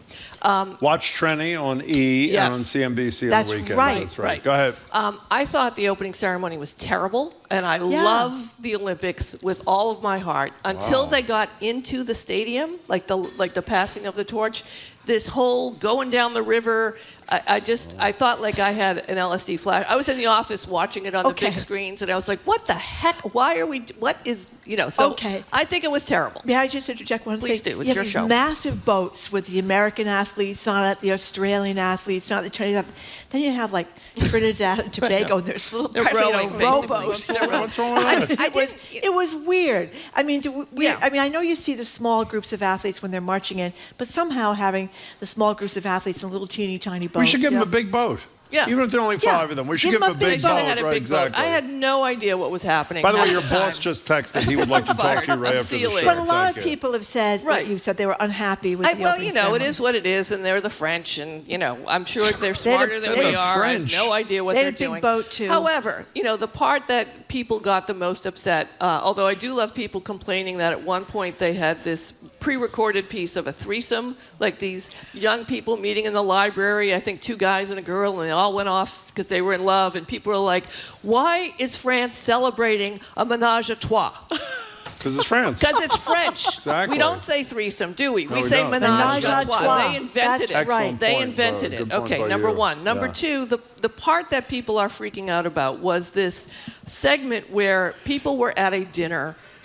These characters, there was a guy that looked like a blue Smurf, there were drag queens, and it did look like, and I thought at first, it was also The Last Supper. I did note to people that The Last Supper is a painting done by Leonardo da Vinci, who is also a gay guy. He was a gay guy? Yeah, and it's not so is Michelangelo. Not a religious relic. It's actually a painting, right? So anyway, so people were freaking out about that, but I dug in a little bit. And it actually, although there's some misinformation from the person who produced the show, it wasn't really The Last Supper. It was Dionysus. I can never say it. You don't really believe this, do you? I do believe this. You do really? I read that too. Because I have spent the entire weekend arguing with people online. That is pathetic. Let me just say that. It was the Greek god of wine, Dionysus. Is that how you say it? Dionysus. Don't ask me. Thank you. We're at the library. Welcome. Dionysus. Whatever. And that was the purple Smurf guy. That was, and he is the welcomer since the origins of the Olympics are in ancient Greece. That's right. And they were to please the Greek god Zeus. They brought a Greek god in to welcome the world to France. And the drag queen who they thought was Jesus at the Last Supper was actually Ariadne, who was the wife of Dionysus. Oh my God! I mean, and it's so like this is like the longest answer to a simple question I've ever heard in my life. So it wasn't the Last Supper, although they've been saying, well, we did take hints of it, and we did it. So it's like the Greek people. I just want to say one more thing. Please, about I wish you would. When we were in Greece, I'm going to say we traveled, Marjorie, because sometimes Jim gets picked on because he likes to travel. Marjorie was in Greece too, mocking me for going places. A friend of mine has home. It's always got to be a friend of Hydra. kind of thing. Go ahead. I went to Hydra where there are nothing but donkeys and walking. There's no I'm going to do an imitation of Marjorie. Oh, Marjorie went to Greece to Hydra. I did. Oh, excuse me. Go ahead. That was my imitation of Marjorie. From beginning to end. We were in Greece. Ruby and I were in Greece 3 years Ruby's ago. Your kid, by we the way. ended up with a private tour because no one else showed up. We had a great time with the tour guide. And the tour guide, when we went to dinner afterwards as part of the program, said to me, "Can I ask you a question? Why do so many Americans think that Hercules was an actual person?" Right? Why do they get confused about who real people are and who gods are? So as I'm watching this discussion about the argument... Zeus isn't a real person either? No, Marjorie. So it wasn't the Last Supper. That's what I have to say. Let me just say this about that. My last word By on the Last Supper. Okay, thank God. Now, let me just say 2 things. Thanks, Zeus. 1, I disagree with you. But 2, there's another thing. This is like we're watching about what? It was I'm going to tell you in a second. I just want to say it was still awful. Okay, I I'm looking hated at it. Yeah, but awful as it pouring is, rain. Why does everybody, and I admit I fall prey to this too, like Mike Johnson, the Speaker of the House, isn't upset with it. It's one of the great outrages in the history of humankind. Why can't you say, I was offended and I really wish they hadn't done it? Why can't you do that? Because you have to make a big deal. Of everything. Right, a big deal, and you have to have your feelings. I mean, I feel about this, about everything. Like, at some point, you can just be offended and not have to tell the whole world you're offended by. Exactly, just be offended. And why do you amplify things that you're offended about? just ignore it. It will go away. Okay, fine. Can we talk about something good? There are two local guys. locals, There are yes. a lot of local guys, but the men's gymnastic guys won their first team medal. They got a bronze, I think in 18 or 6, some number of years, a lot of years. 16, I think. Whatever. And, right, because it's every 4 years, isn't it? Frederick Richard from Stoughton, who was fabulous. And this guy, Stephen Netterosic, I think, from Worcester on the horse. I've never seen, other than Simone Biles, I've never seen anybody do what this guy did. So we should spend, since we're always talking about bad, celebrate these characters. Yeah, so Frederick is great, obviously a local Stoughton guy, grew up in the area. I forget where he's going to college now. He has a tremendous social media following. He is charismatic, he is handsome, he is great at what he does, and he is obviously a team leader on the men's gymnastic team, and it was just such a joy to see him. We watched last night, and it was just so exciting. And then on the flip side, you've got Stephen Dorsick, who people have been comparing to Clark Kent, right? So if you didn't watch, he had one job on the gymnastic team. I'm not going to get into the rules and regulations about how you get to, but the only thing he did was the pommel horse. That was his only event, right? And he is exceptional at it. Like flying. So while his teammates are busy doing their other, their competitions on the other pieces of equipment, he basically sat there with his Clark Kent glasses on. I love that too. Sometimes sleeping a little bit, closing his eyes. He'd smile. People were giving, obviously this was his zone. His teammates were giving him his space. And then he suddenly comes alive and gets on this pommel horse and does this exceptional, once in a lifetime kind of performances, and then goes back and sits down again. So he's sort of like Clark Kent, ripping off, the Well, shirt. he did a lot of hugging on the way to sitting down. There was some serious hugging. But it was amazing. Can I raise an issue that I know is going to get people really upset in light of the fact we're just talking about the men's gymnastics team winning a bronze medal for the first time in 16 years. Marjorie and I almost got into a tiff about this morning. Oh, we did. Which one? Is there anything else in the world, and I apologize in advance. Oh, this is ridiculous. Thank you. Is there anything else in the world other than the Olympics or similar things where coming in second and third is celebrated? No. So what is with, and by the way, it's fine. I'm thrilled for these guys. Well, again, I think it's based on the ancient Olympics. I think the excuse me, what else is this celebrated? Even though you think I'm lying, came in third in the marathon in Burlington, Vermont. Who's years ago. celebrating that? I am. I have a trophy. I got a trophy. You know what I was second the is? third How many woman. women were in that race? Not many. Well, really? Thank you very much. Really? Thank you very much. You know People are what another applauding for word for this. second is? Loser. That's the other. I was very proud Why of don't we myself. recognize the first 5 teams? We should. We should recognize the first. We have a lot of By people. the way, I'm not upset about it. I'm just asking It's a based question. on the ancient Olympics. You know, That's if you why. don't know that. You I made do that know up. that. I know Do people that. who come in second and third in the PGA win money? Yes, they do. Oh, tell me who came in second in the U.S. Open. I don't know who came in first in the U.S. Open. I don't know anybody besides Tiger Woods, but I do know enough to know they make money too. Okay, by the way, what I'm raising, even though I'm being ridiculed by Marjorie, who came in third, and if I recall correctly, there were 4 women in the race. Is that correct or not? No, there were. How many women in the race? I think there were 5. 5, okay. Jamie's looking shifty over there. There were 5. There were not. There were more Jamie's than that. hiding now. And by the way, I don't want to get into this. Jamie got me the results. Excuse he me. got me the results. Yeah, he got you the results. And Yeah. what did we learn? Excuse me for a second. Yes, please go ahead. Marjorie has said, we've been on the radio 25 Yeah. years. You've been saying for 25 years that my time in the New York City Marathon was beaten by your time in the Burlington Marathon. it was excuse me, beaten and in it the wasn't when Jamie Marine actually found the Corps record, was Marathon I hate Yeah. it when Where's Mommy the and record Daddy of that? fight. Where's the Mommy, record of that? Daddy, We stop. can't find it. Mommy, Can't Daddy, find it. stop. Okay, let's get back to you for a second. Okay. This is another great story. There's this 61-year-old woman born in China who now represents Luxembourg, 61 years old. She's a you're not supposed to say ping pong. Table tennis person who beat a 30 or 31-year-old Olympian in the first round. Yep. How great is this story? Yes, it's Nia Jia Lian, and she is calling herself the grandmother of the Olympics, even though she doesn't have any grandchildren yet. She hopes she's 61. And this makes me so sad because I really wanted to be an Olympian. In table tennis? No, just in middle school, like 7th grade, I said, you know what? I think I'm going to. What are you good at? So nothing. That's why I'm here right now. But you know what I am good at is shooting. Shooting. So am I. I was a an riflery champion in my camp. Not a camp. I'm a national. Oh, you rifle are. You were like an association NRA expert. Yeah. If I had known that you could shoot and be on an Olympic team, which I think I could still do it. So I think that if I get fired because of my remarks about the Earlier in opening the show, ceremonies by NBC, you get to Paris before. I'm going to see if I can qualify for the shooting team, because you can be old and do that. Well, the last oldest person in the summer, or I don't know if it's shooting a summer or winter, but the last oldest person was actually on the rifle team or the shooting team. The oldest person this time is not 61-year-old table tennis. It's dressage. Dressage. Right, people. the horse, You can go on forever in dressage. That's my understanding. But you know something, Sue? I think that you were a member of the NRA back when the NRA was normal. Yes, and it was. was for safety with guns and teaching people how to shoot. Hunting, it was the 70s. That's how old I am. Before they went berserk. Yes, it was. And there all this infighting going on at the NRA now, and no one could be happier about that than I am. Okay, do we have one more thing? Oh, this is an interesting story.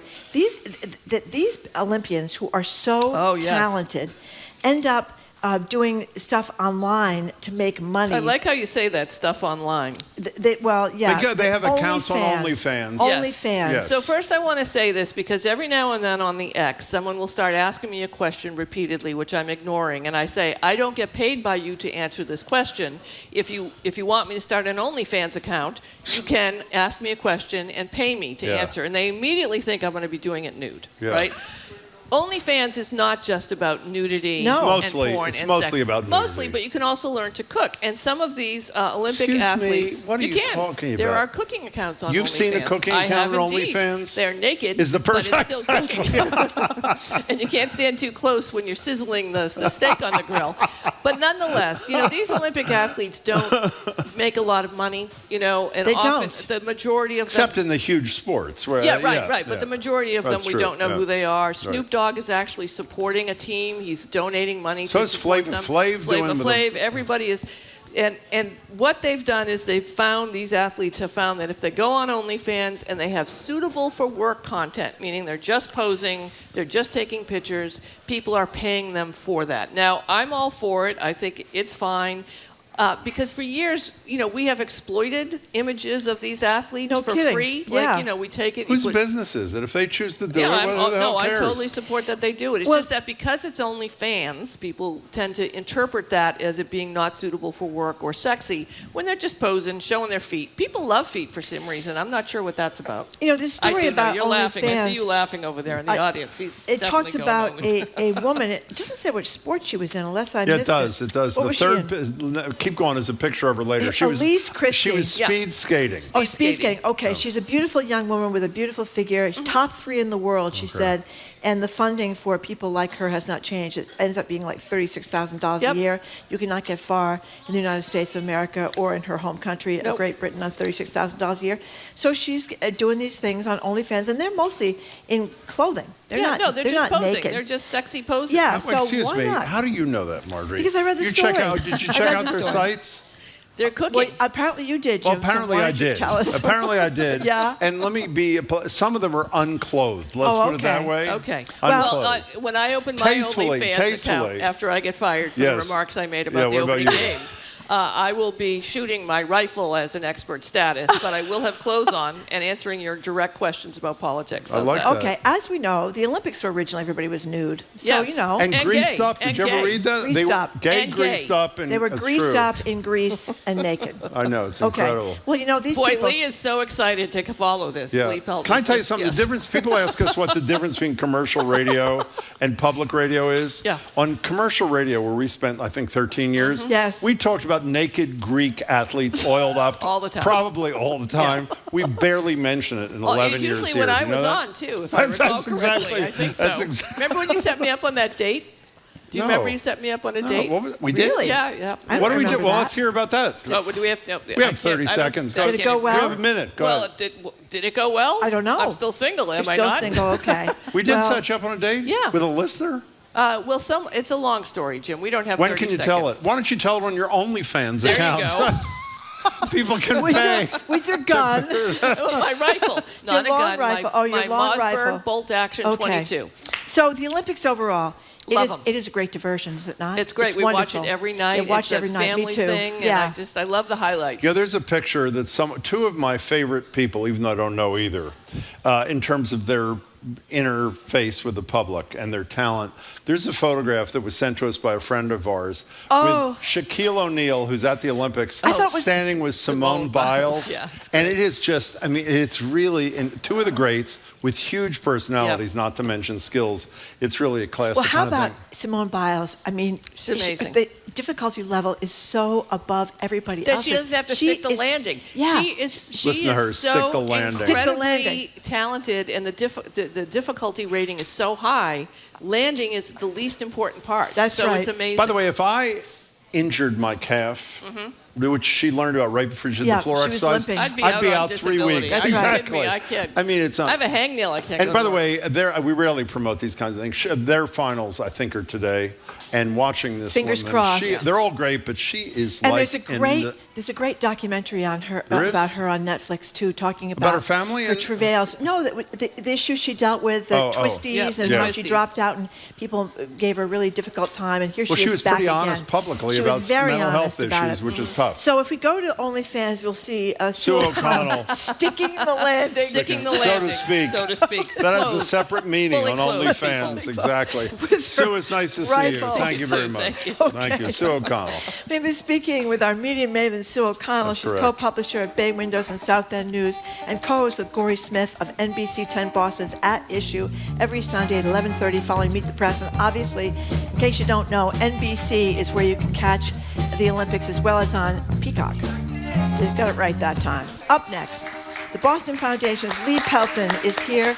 We're going to talk with him about reducing the racial wealth gap in Massachusetts via age transparency and retirement savings. You're listening to Boston Public Radio 89.7 GBH. We are broadcasting live from the Boston Public Library and streaming on youtube.com/GBH News.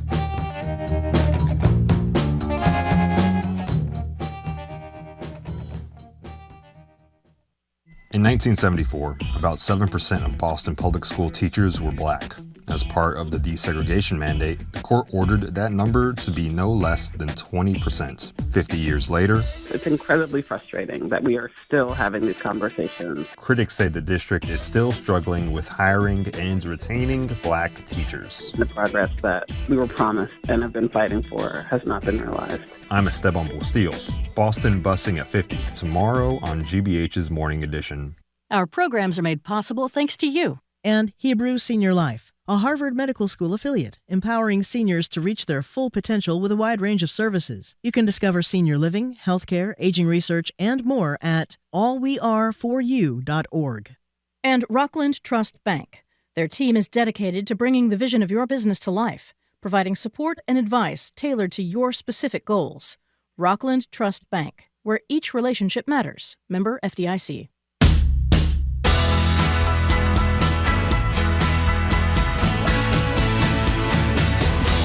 Welcome back to Boston Public Radio. Jim Browdy and Marjorie again. Marjorie, why don't you do me a favor? Why don't you introduce the next guest? Would you do that? It's Lee Pelton from the Boston I know Foundation. who he is, Marjorie. Oh, okay. I know who he is, He's but my script is missing. Okay, Lee Pelton. He's president and CEO of the Boston Yes, he Foundation is. and member of GBH's Board of Trustees, and he previously served as the 12th president of Emerson College. Thank you very much for being with us here today. Hey, Lee, nice to see you. It's great. It's great to be here. I traveled from Paris. I was in the equestrian program, and I got here.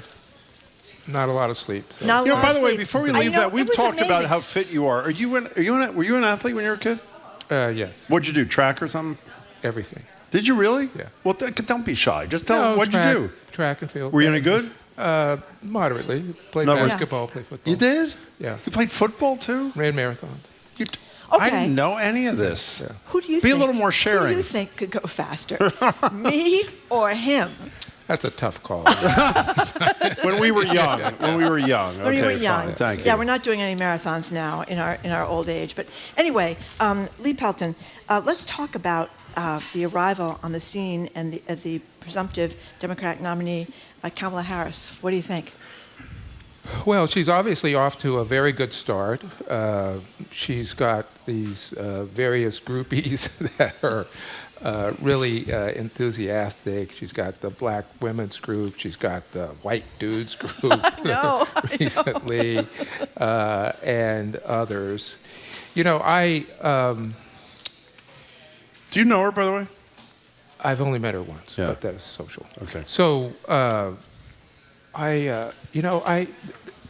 there was some concern that she came in late to the process. Yep. But I think there's another way of thinking about this, that coming in this late might have been a virtue rather than a liability. Because there is a possibility that if she had come in earlier, if Biden had resigned 2 months ago, that the Democrats would do what they normally do, which is to mess things up. Yeah, that's a very good point. Mess things up. But this way, they had to be very, very focused, and she was focused, and of course, Trump and Vance were anticipating another opponent, and so they're going to have to make a quick pivot. I'm not sure if Harris was in this race sooner, that Trump would have chosen J.D. Vance I think as not. his Yeah, I vice think president. not. He may become the Sarah Palin of that McCain had to suffer through that, but maybe he can see Russia from his house too. By the way, on Monday, we didn't even know when she was on the show in the Revs rear. Irene Monroe described in luxurious terms how great the call that started with just a handful of black women. It was ultimately 40,000. And then Lee Pelton just mentioned this white dudes for Harris thing that I think happened last night. Here's a little piece of one of the people who's spoken, of the governor of Minnesota, who theoretically is one of the vice presidential possibilities. Here, Tim Walz is his name. Here's a little piece of what he had to say on the Zoom call.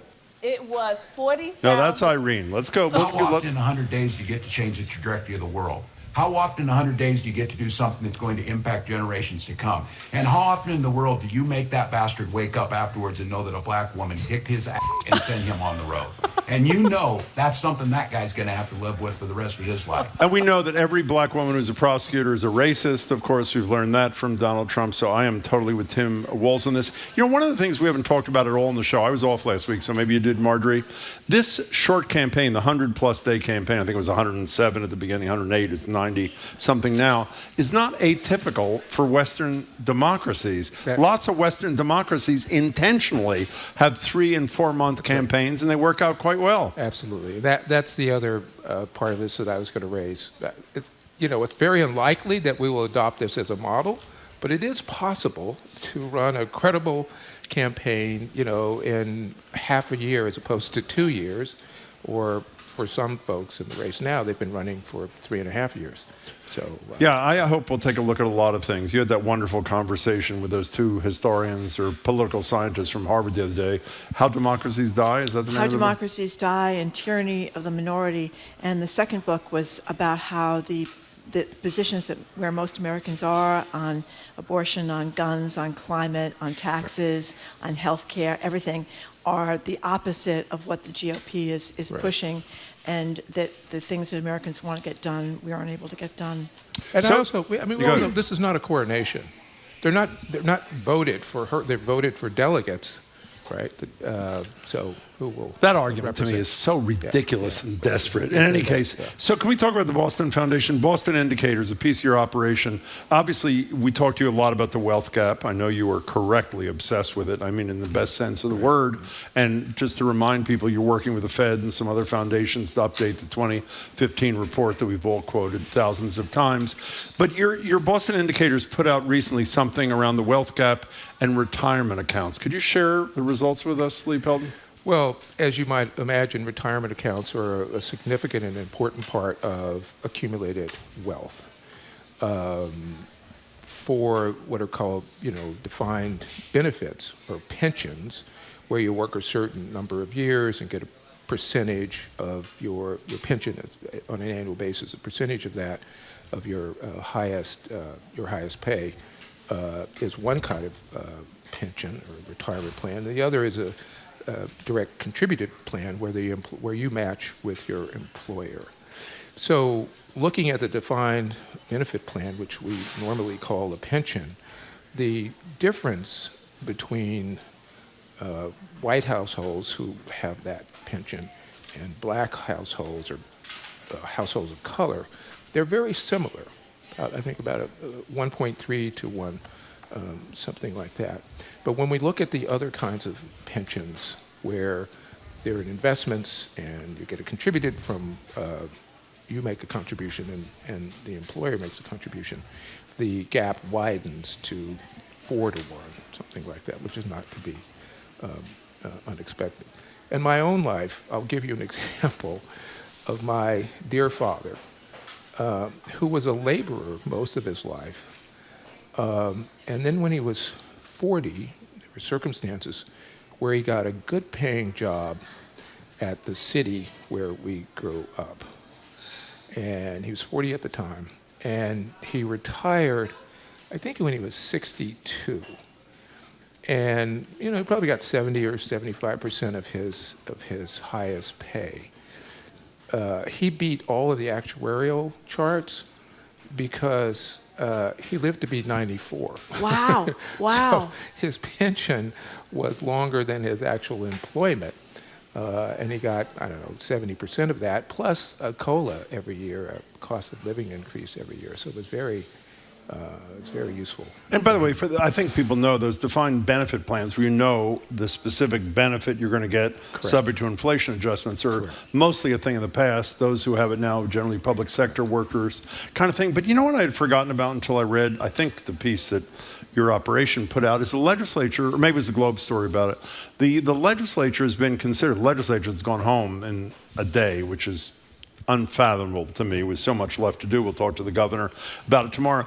They have this secure choice proposal. I didn't know the name till this morning, which would create a contribution plan, sort of like a 401k or 403b, which is what we have because GBH is a nonprofit, which for employees who work at places where the employer does not create a 401k, if I think you have more than 25 employees, the state mandates that this thing be bought into, so there's an opportunity for the employee to contribute and essentially accumulate some wealth, which seems to me, it's not perfect, obviously, because it still has mandated employer contribution. It seems to me that's a really important hole that the state could fill here, and I'm assuming it's not going to happen in the next day and a half. But isn't that a good idea? It is. It's an IRA-based program. Details are still being worked out, but it's important because there are certain populations in Massachusetts and in the nation that don't have access to retirement plans. And quite a big chunk don't have access. Yeah, certainly. And so especially Latino and Asian folks don't have those kinds of. So So this is if it's passed, it will be a really big deal. How do you feel about them going home for 5 months? I don't know. I would ask you. I have no idea. I love it. I think it's great. And by the way, they have to finish whatever they do by tomorrow night, or they extend it a few hours or whatever. We are totally ridiculous. Going to have Matt Stout and Samantha Grossin next week. We are. Those are two Globe from the reporters Globe. that have written really scathing reports about what the legislature has been doing in dark bars and with leather furnishings. Cigar bars. Yeah, cigar You're just bars jealous. in the North End when they could be finishing their business. And they're going to leave a lot of things undone again this year, which, I don't know why they don't have to stay till they get it done, but I don't make those decisions. But anyway, there is some good news, and Lieutenant Governor Evelyn Murphy deserves a lot of credit for this. This wage transparency 1.26 IT bond bill, that's a big deal. Tell us about that. It is a big deal, and Evelyn deserves, along with Megan Driscoll, all the applause and good thoughts for bringing this up. She approached me actually when I was still at Emerson. I think this was at least 4 years ago, and when she was talking about this, and she wanted me to help support it as we went through, and as it went through the House and the Senate, and finally has been passed. And so when I came to the Boston Foundation, I was actually able to lean on our really wonderful communications and public affairs program led by Keith Mahoney and his assistant, Sam Chamberlain. And they were masterful in lobbying the legislature to pass this bill. It does two important things. One is if you have, if you're an employer with more than 25 or more employees, then you must publish and make public your salary ranges. And that's important because there are certain folks, particularly women, and folks of color, but particularly women, who undervalue their salaries. And so this way you would have access to it, and you're more likely to, that sort of transparency will help you as you bargain into a position or something like that, or at least have access to that.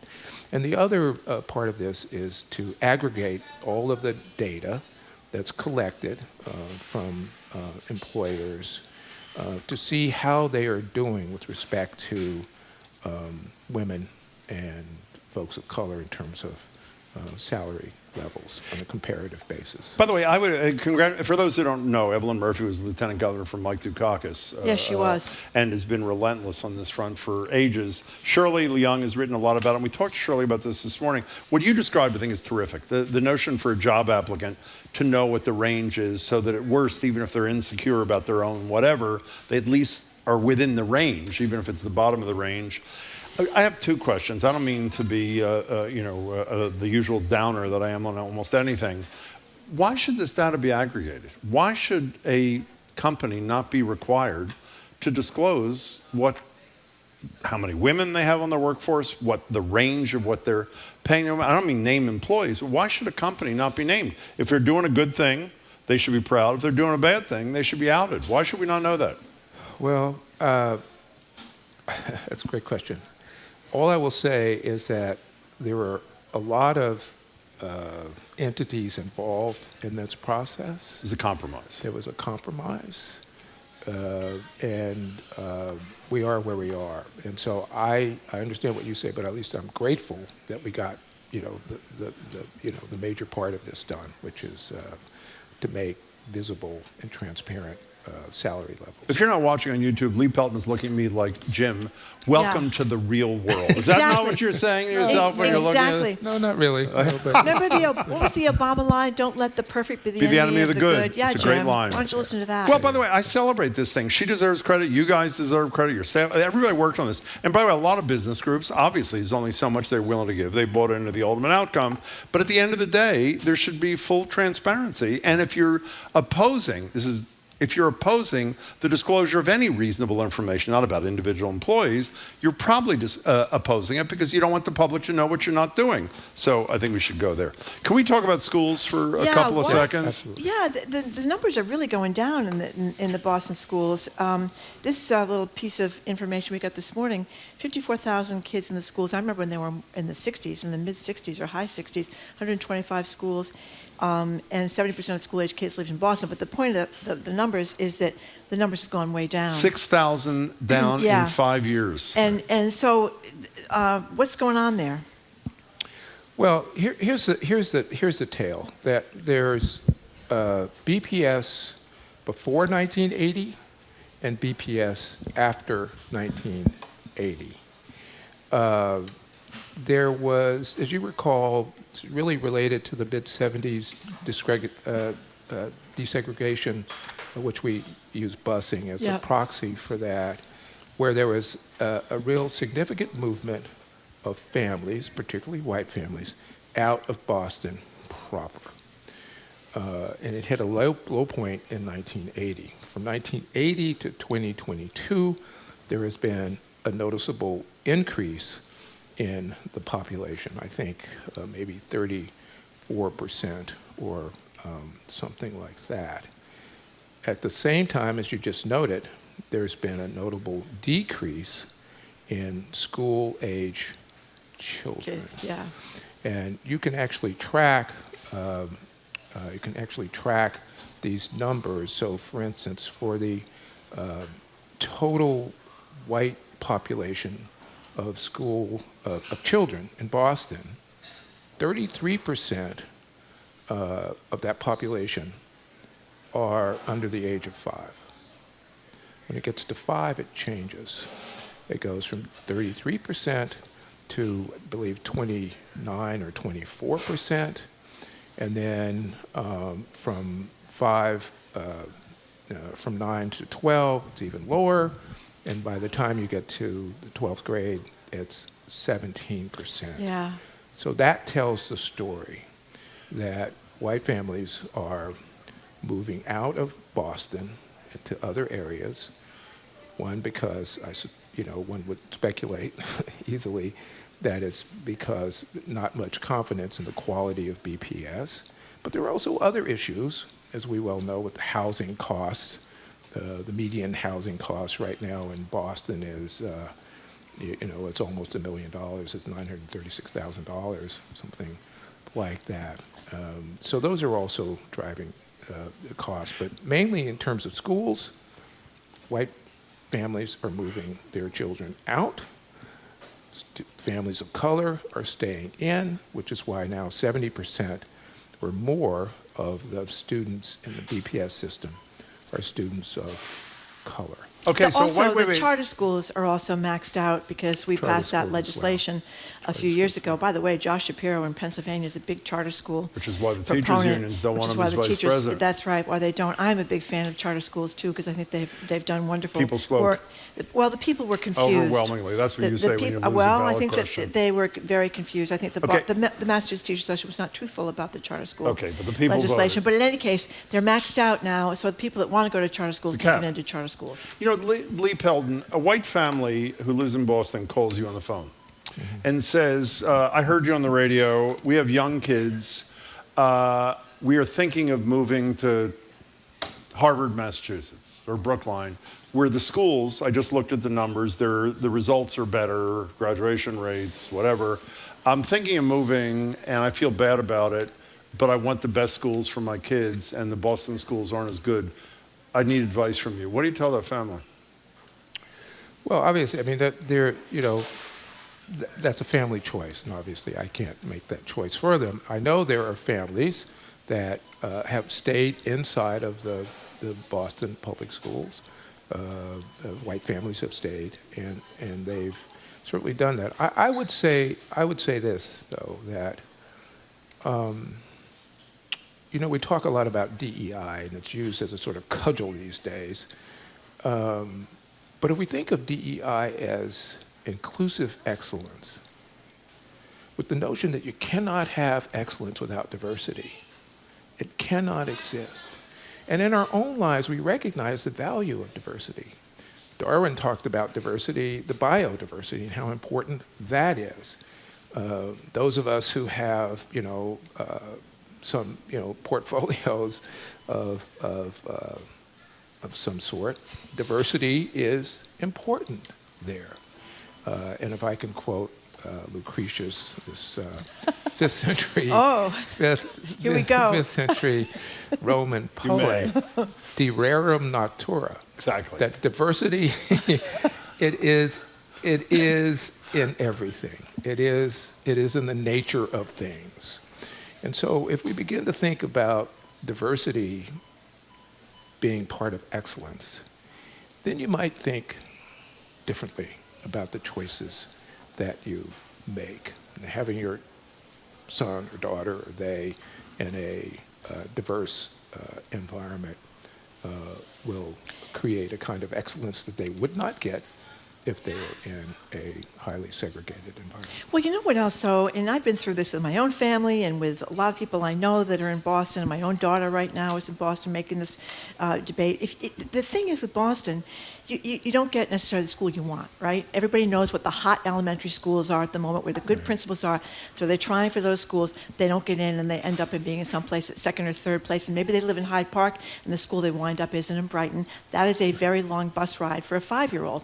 So those kinds of things happen. Or they do wind up in a very good elementary school, and there are a lot of good elementary schools, I think, in Boston, but then they can't get into an exam school. So then they think, well, where am I going to go? They're going to go to the Burke, am I going to go to English high school, wherever it is? I think that there are people that try, but the Boston public schools do not make it easy for people either, and I think that's part of the problem. I don't know if we'll ever have neighborhood schools, but there isn't really a race issue anymore in Boston. It's a quality of school issue, because what is the school system now? 70-80% kids of color. 70%. So that to bus a kid from Hyde Park to Brighton, or from Charlestown and East Boston is interesting, because where a lot of kids in East Boston get into the neighborhood school there in East Boston, and they stay right through the high school, and the high school there does very well. Right. It has to do, I think, a lot with shoving everybody all around town all the time.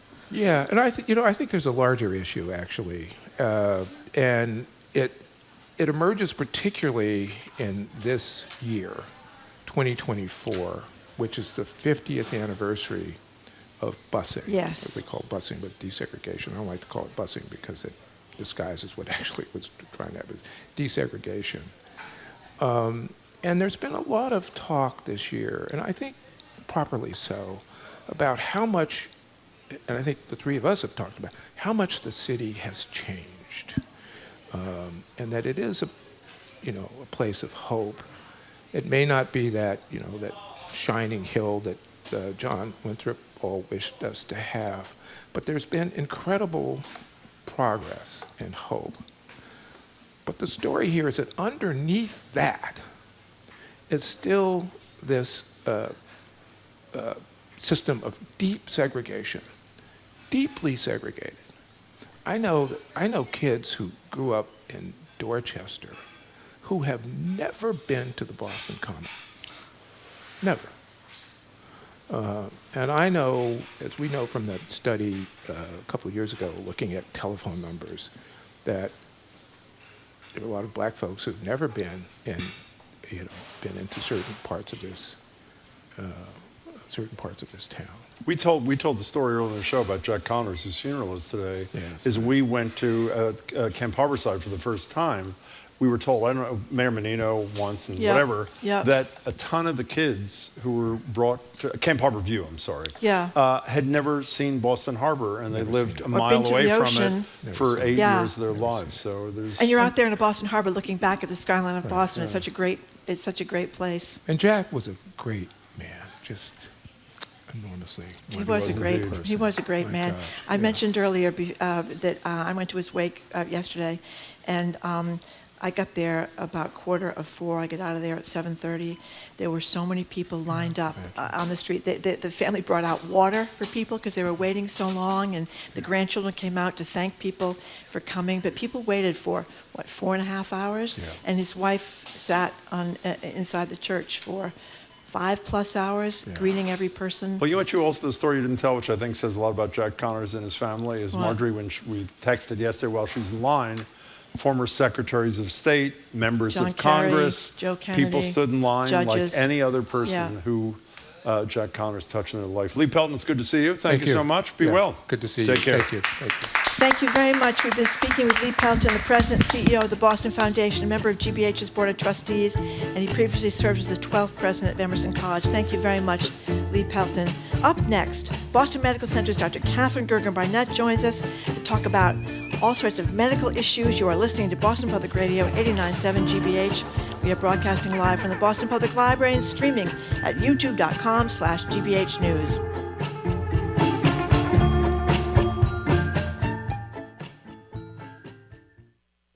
I'm Arun Roth. Coming up on GBH's All Things Considered, reaction from local patients about the closures of Kearney Hospital in Dorchester and Neshoba Valley Hospital in Ayer. Great Scott is back. The legendary Alston music venue that closed its doors in 2020 is set to reopen in 2026. Plus, we discuss the City of Boston's first annual surveillance report. Those stories and all the day's news starting at 4 on GBH 89.7. Support for our programs comes from you. And Comcast, offering Xfinity Internet, designed to provide a connection for home networks so everyone can be online at once, even during peak hours. More information at xfinity.com. And the MBTA Commuter Rail, providing public transportation service to over 170 cities and towns in Massachusetts. Just take the train. You can plan your trip at mbta.com/massbytrain. I'm Zoe Matthews, senior producer for Boston Public Radio, and you and I are listening to 89.7 WGBH, HD1 Boston, online at gbhnews.org. GBH News with NPR. What matters to you?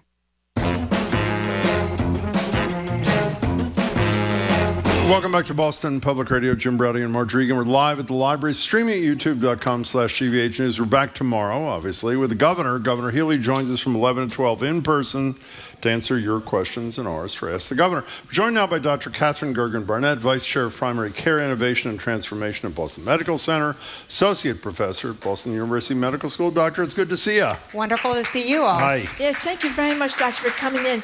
So I'm dying to know what you think about this new Alzheimer's blood test, which supposedly can predict people getting Alzheimer's. Do you think this is real and it might be around soon and we can all ease our minds or not ease our minds, depending on how the test turns out? Well, we have many health issues to talk about today. That was not on our short list, but I do know quite a bit about the test. Jim snuck it in. Snuck it in. And so one of the things that we know about Alzheimer's is that, you have these tangled proteins that, can give you a lot of information when you do a spinal tap of a patient and you see that they have the tangled proteins, and that's more the diagnostic for Alzheimer's. There is good evidence that's coming out now that we may be able to have tests prior to the development of symptoms. It's still really early in the development. I think we're all very much holding our breath around anything Alzheimer's at this point because we know that such a huge uptick of people who are living with Alzheimer's and the 6 million people is huge. Yeah, it's extraordinary. And the rising risk that we're going to be seeing in our population in America as more people are aging, thank goodness. But we also have this toxic living environment where, some of the things we know predispose people to Alzheimer's, such as reduced sleep, foods that are high inflammatory foods, high stress. Those are not things that we blame people for, but we know that those create higher risk for Alzheimer's. What are inflammatory foods? So all the things that come in packages that will last on your shelf for a long time. Highly processed? Yeah, highly processed, hydrogenated. All of those things cause a lot of inflammation, autoimmune diseases, and also put you at high risk for Alzheimer's. By the way, the easy way to figure out what's an inflammatory food is Tom Brady doesn't eat it. Yeah, that's right. But I can look in the Giselle cookbook too. Yes, he talks not in there. He talks about the nightshades. The potatoes, nightshades, tomatoes. I can't keep it straight. Okay, let's go to something that was on your list. You wrote a terrific op-ed about an interaction with a patient that came into you with obesity. Yeah. Fill in the blanks there, doctor. Yeah, so this very much goes along the lines of what we were just talking about. So none of us are surprised to see, again, that we live in a city where food prices have gone up. We know, inflation has made food more and more expensive. We had a Greater Boston Food Bank report that came out a couple of months ago, actually just a month ago, saying 1 in 3 Bostonians are talking about not having enough food or not knowing where their next meal is going to come from. And on the flip side, we also are living in a world of climate change, as we know, and we've talked about it before, things like bird flu and the ways in which that's going to be impacting our food, our access to our food, prices of food, such as eggs, milk, etc. And so this is a patient that was at this intersection where she was had made tremendous strides for her own health in terms of loss of weight, eating really healthily. She had benefits from the pandemic. She was also receiving SNAP and other food supplement benefits. But then she started making a little bit more money, and she hit what we call the cliff effect, which for those of you who don't know what it is, it's this incredibly challenging, I think not spoken about enough moment where people make a little bit more money and they can no longer get benefits. Right. And so it actually puts people in a real bind where they sometimes don't want to pick up that extra job or that extra shift or get that promotion. And so she had hit that as well and no longer was able to have any healthy foods. And actually came in asking me for a weight loss drug, which is $1,000 a month. So I completely understand the bind that she is in. She's definitely not alone. But to be thinking about it from a public health perspective and saying, all this money that we're putting towards weight loss drugs, if we could flip some of that and actually talk about what's available for human beings to eat in a healthy manner and create, safe sidewalks and all of those things, we could create a really different public health outcome than what we're doing now. A couple of things. We talked to Corby Kummer about this and Congressman McGovern, and nobody is better on food issues than Jim McGovern, about how the Republicans spent almost full time trying to reduce food stamps, benefits, and the deadline, I think the expiration is September. But there's also something locally. Chelsea, Cambridge, my hometown, have these guaranteed income programs. And there was a great result out of Chelsea, which the Shaw Family Foundation helped fund and some federal funds. That's the problem. Federal money is a key part of these things. As people say, so expensive. Well, they do an analysis of the Chelsea thing, and what do they find? The extra money, which allows people to buy better food. They're not spending it absurdly, like lunatic critics suggest they're going to go buy lottery tickets and alcohol. They actually do things that are good for their family. What a shock. Reduce healthcare costs dramatically, almost offsetting just that one thing alone, 50% of the cost of the program to begin with. And obviously every other things are offset too. So as preposterous as I thought it was, what was the presidential candidate who was talking about guaranteed income during the last presidential campaign? Oh gosh, what was his name? Whatever he is. I thought that was pipe dream stuff, but almost all the experiments, I think Oakland had one too, I'm not sure. All of them have produced positive results in terms of what the spending was on and what that spending did for the health and quality of life for the families. Yeah, the piece that you're referring to, which I thought was so Andrew Yang, beautifully thank done. you, Andrew Yang, sorry. thank you. Yeah, that's right. It was $400 a month, up to $400 a month for each month for 9 months. And to your point, there was huge reduction in emergency room costs, specifically around mental health pieces, which I thought was fascinating. Myself and colleagues actually wrote a piece for New England Journal of Medicine a couple of years ago, specifically documenting medical financial partnerships and knowing that income is one of the greatest impact on health outcomes. So folks who are in the top 1% of income versus people who are in the bottom 1% of income have 10 to 14 life years different. So the life expectancy gap is that wide. And that's largely because of how much money somebody has in their pocket. We can say exactly why those things are, but what can we do? What's our responsibility to be making more of those connections between health outcomes, money saved in the long term, and money in people's pocket? Next thing I want to talk about is something that I've been talking about to Marjorie in different settings forever.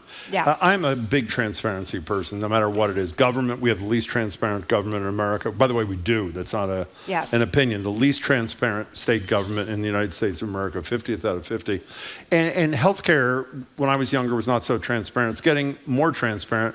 But here's the nightmare. These online portals. I'll give you an example. As Marjorie knows, I have a lot of doctors. You're not even my doctor. I'm calling you all the time. I just realized I'm texting her all the time about she's my doctor consultant, right? Exactly. But I got a lot of doctors. And I had a blood test a couple of weeks ago, and I got the results back. And a couple of them, they give you the range of what's healthy. One's out way outside the range. I was in a total panic. I should have texted you, but I didn't. I couldn't get in touch with my doctor. She's great, by the way. She's just busy. And I'm Googling this thing, and I'm starting to sweat. Because they say it's a bad kidney thing. It turns out it was a big nothing. There are much more serious examples where people go online, they had an MRI or whatever, oh, I've got cancer. Oh, great, I haven't heard from my doctor yet. I do not well, again, I love the transparency. We should get whatever information there is about us.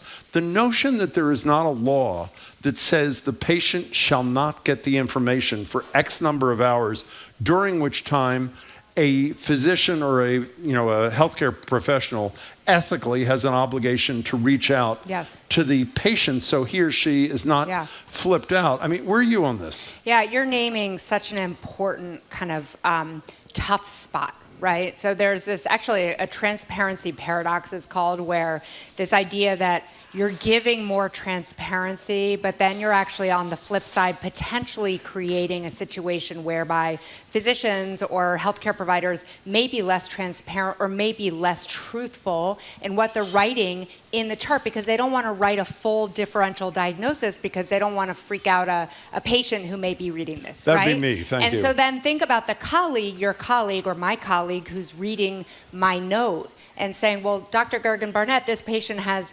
anemia. Why aren't you mentioning the big elephant in the room, which is that we should rule out some sort of cancer diagnosis, right? And you may of course thought that, but you're not going to put it down because you know it's open notes. So I think there's this, it came out of 1996, there was HIPAA. We then said it has to be easier for people. It really came out in 2021, Cures Act, where it said, patients not only have the right to their information, but there's 8 categories by which they should have immediate access to their information, including consultation notes, laboratories, imaging. So to your point exactly, Jim, we have, imagine, I've, say, 24 patients that I'm seeing in one day. Imagine how many lab reports are coming back. And say I'm seeing another 24 patients the next day. I won't possibly have the time to review every result. And if I'm seeing a result and getting back to every person with things that look scary to you, but are a big nothing on my end. So if I see something that's 0.1 elevated, it could look red to you, but I know in the context of everything else, it looks okay. So what's the solution? So one of the things that AMA is coming out with is a proposal to say, could it be 72 hours before we release it to a patient, right? There are things like HIV status does not get automatically released. There are things you can check off as a provider to say it's not automatically released. But I think there's a lot that could be done in the conversational side with patients, saying, I'm going to get these things. You're going to get the results right away. I'm going to be looking at them in X number of hours. If anything is grossly abnormal, I'll call you right away. Otherwise, give me another day. Or, having some sort of engaged conversation so the patient knows what to expect and the provider is also still on the hook. I mean, we absolutely need to be giving patients their results in a timely manner, but we can't possibly keep up with the instant release of data. But you know what kills me is that I don't understand what the results mean. Exactly. You're going to get a cholesterol test or a osteoporosis test, and they send you back these numbers, and they don't say what I want to know. Okay, yes. You do not need cholesterol medicine. Right. You do need cholesterol medicine. It's elevated, but a summation. Because you're looking at all these numbers and I can't figure it out. Yes, or having a one-liner at the bottom saying assessment and plan, or assessment for the provider, and then you could have a single line saying normal mammogram.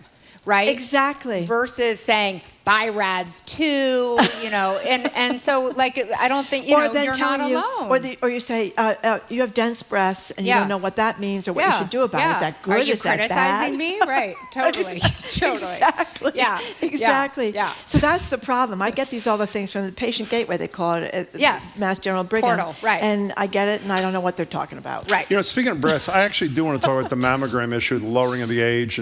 But before we get to that, I hope we can dismiss this one in 30 seconds. While COVID incidence in lots of states is slightly higher based upon checking the, whatever you call it, the water, wastewater, whatever. Surveillance, people should just be getting their boosters. There's no cause for... Yes, get your boosters. The new one will probably be coming out in the fall. There's actually some work right now on a booster that will come with a flu shot. Ooh. So that'll be a nice twofer if that comes out soon enough. But if you're older and you're higher risk, you could get it now. If you haven't already, there was one available in the spring. But to your point, I think we're going to be there in the next 4 to 8 weeks, I hope, with a booster. Okay. Well, one of the good things, though, you hear now lots of people, the rates are up of getting COVID, but because people have been boosted so many times. It's little sniffles. Someone said they started out, the first time they got it was pneumonia, the second time was a bad flu. Now they've had like 6 vaccines, and it was a cold. Yeah. So, I mean... But that's, all that being said is still take it seriously and mind people who obviously are autoimmune or immune compromised, and be careful of your neighbors who you want to protect. We're talking to Dr. Catherine Gergen Barnett, who I just learned is my consultant doctor, not my doctor. She is my consultant doctor. In no official capacity. In no official capacity, Yes. let's be clear. That's So right. up at the legislature, Jim always points out how they have 5 months vacation, and that seems like a little excessive to me. But in any case, they have come up with this proposal allowing for these supervised consumption sites. Can I make a suggestion, if I may, on this, Yeah. because we have limited time? What? It's likely it's not going to happen. Oh, okay. Even though, All right. can we? It And I really came don't want. very last minute with very And they're little. going home tomorrow night, very so- little information. So is it okay if we talk about this mammogram thing? Because Go I think right it ahead. applies to a lot of Go people. right ahead. We know that the age, Yeah. the recommended age, Yep. is lowered from 50 to 40 last Correct. year. But apparently, a lot of women, despite that guidance, if that's the proper Yep. noun, are waiting. Yes. And I think it'd be useful for you to give a little context for this and what Sure. you and your responsible colleagues advise people to do. Yeah. So I believe in the spring, when I was here at the month it was released, so the United States Preventive Task Force Services came out with a new kind of guideline, to your point, which is actually really important because a lot of the cancer associations had been recommending mammograms starting at 40. Once the USPSTF comes out with a recommendation, actually insurance companies need to pay for it. So that's really important. And they were looking at data showing that breast cancer rates had gone up among younger people, more significantly in women of color, and that there was more malignant or kind of aggressive breast cancers that had come out in younger women. So that's why they shifted, in part to say, if we screen more regularly between 40 and 50, at least one life out of 1,000 will be saved. And for women of color, it may be up to 2 lives per 1,000. There is absolutely a point at which one needs to look at with their physician some sort of informed decision making, right? So the Cancer Institute actually has a calculator you can look through, you can work on it with your doctor, and you can say, what's your age? Have you had any children? When did you start menstruating? What's your family history, all this, and it'll give you a calculated risk. I think to your point, Jim, some of the people are waiting, women are waiting because they're saying, actually, starting at 40, there's a lot more potential for what we call false positives. So to your point earlier about the electronic medical record causing a lot of anxiety, false positives also can cause anxiety because women think something's wrong, I need to get a biopsy, I need to get another picture. All of that being said, obviously every case is individual. As a medical professional, I do think that the benefits outweigh the harms in terms of starting screening earlier. Can individuals without their doctor, Absolutely. go to that? Absolutely. What's the name of that thing again? The National Cancer Institute has a link, and that you can just do it on your own. It's free. Again, interpreting the results with a health professional probably will be helpful, but it can show you if you're at much more elevated risk to really, kind of support having that conversation earlier with your provider. I hate to end this on a down note, but this is a heartbreaking text message about what we were talking about finding out bad things when you get Results. your test results back. This is from Karen, who says, my husband found out that instead of just having injured his back, he had cancer after reading his MRI results. The day of the MRI, we had to reach out to talk to the doctor. The doctor did not call us. My husband died a month later. Oh my God. So sorry, Karen. Wow. I mean, I'm really that sorry. is really... That's a perfect example of, the importance of having a trusted, one-on-one conversation with the person who ordered it, so you're not left alone in those kinds of situations. Thank you, Doctor. Nice to see you, Doctor. Thank Be you. well. Always Thank you so wonderful much. seeing you. We have been speaking with Dr. Catherine Gergen Barnett. She is Vice Chair of Primary Care Innovation and Transformation at Boston Medical Center, Associate Professor at Boston University Medical School. Thank you again, Doctor, for coming in. Up next, the pride of Dorchester. CNN's John King zooms in. You're listening to Boston Public Radio, 89.7 GBH. We're broadcasting live from the Boston Public Library, and we're zooming at YouTube. We are streaming, rather, on youtube.com/GBH News.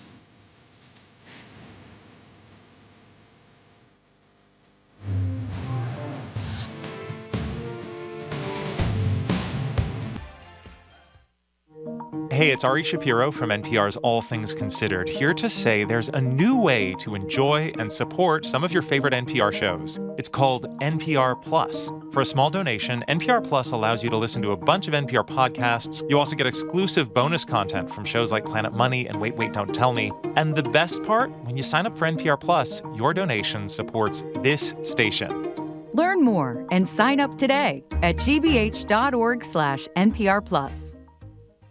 Support for GBH comes from you and the University of Massachusetts Amherst, united around a vision for public access to revolutionary education. UMass Amherst gives students the opportunity to seek solutions to the challenges of today. Learn more at umass.edu. And Newbury Court, a full-service retirement community in Concord, Massachusetts. Newbury Court is committed to creating active, independent lifestyles for persons 62 and over. More at newburycourt.org.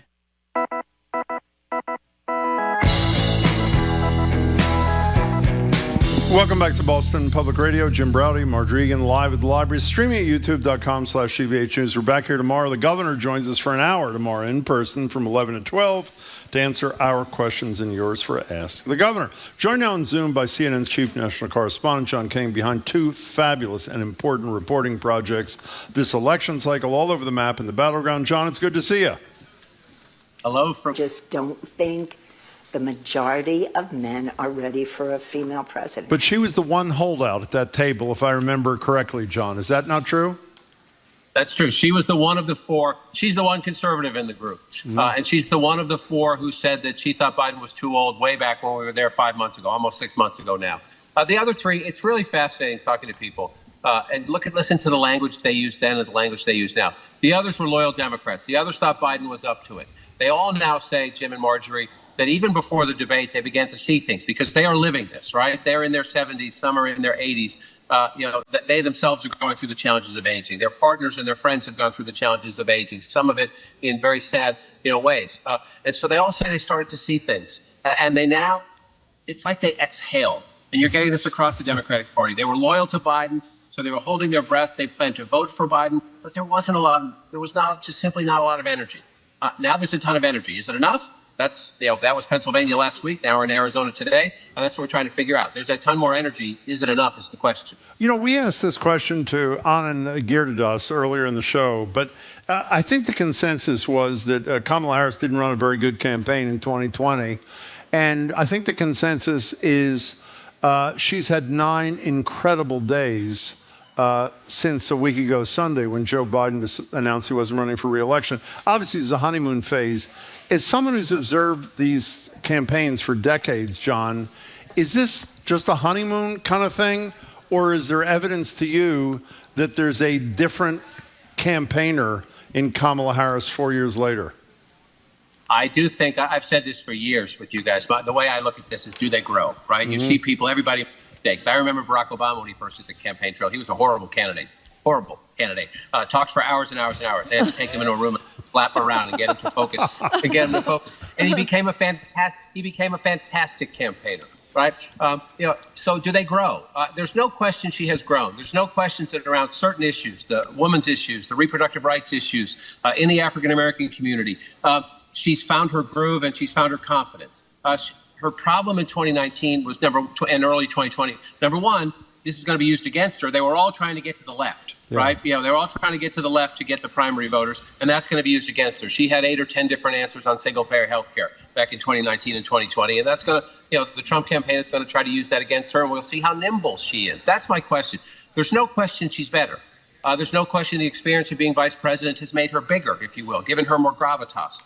Is it enough? Is it enough? She has to be near perfect for 100 days. Can she do that under a ton of pressure? That's campaigning a lot. That's picking a running mate. That's seeing if she can respond when they throw things that they're going to throw things at her. That's her on camera, her on tape, her voice saying things that are more to the left of where she wants to be today. That happens in life, right? You're going to have the governor run tomorrow. Ask any politician. That happens, right? You run in one campaign and this is the issue of the day. So you kind of drift this way a little bit to catch people's attention. Then you realize, wait a minute, come back here. Can she explain that? Can she explain how she's grown, why she's changed her mind on things? But to the energy point, I'm outside a community group, an activist group. This is actually funny. I don't know if you can see this. Yeah, we can. The people are going to make a lot of money off this are going to be the printers.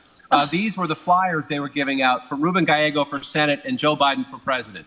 This one in English, this in both English and Spanish here in rural Arizona. When I was in high school, I had a job at a print shop near Fenway Park. The printers are going to make a lot of money off this change. I can tell you, there's 20 young people in the room behind me, the building behind me, about to go door to door. It's 100 degrees here today. It's going to get up to around 108. And they are so excited.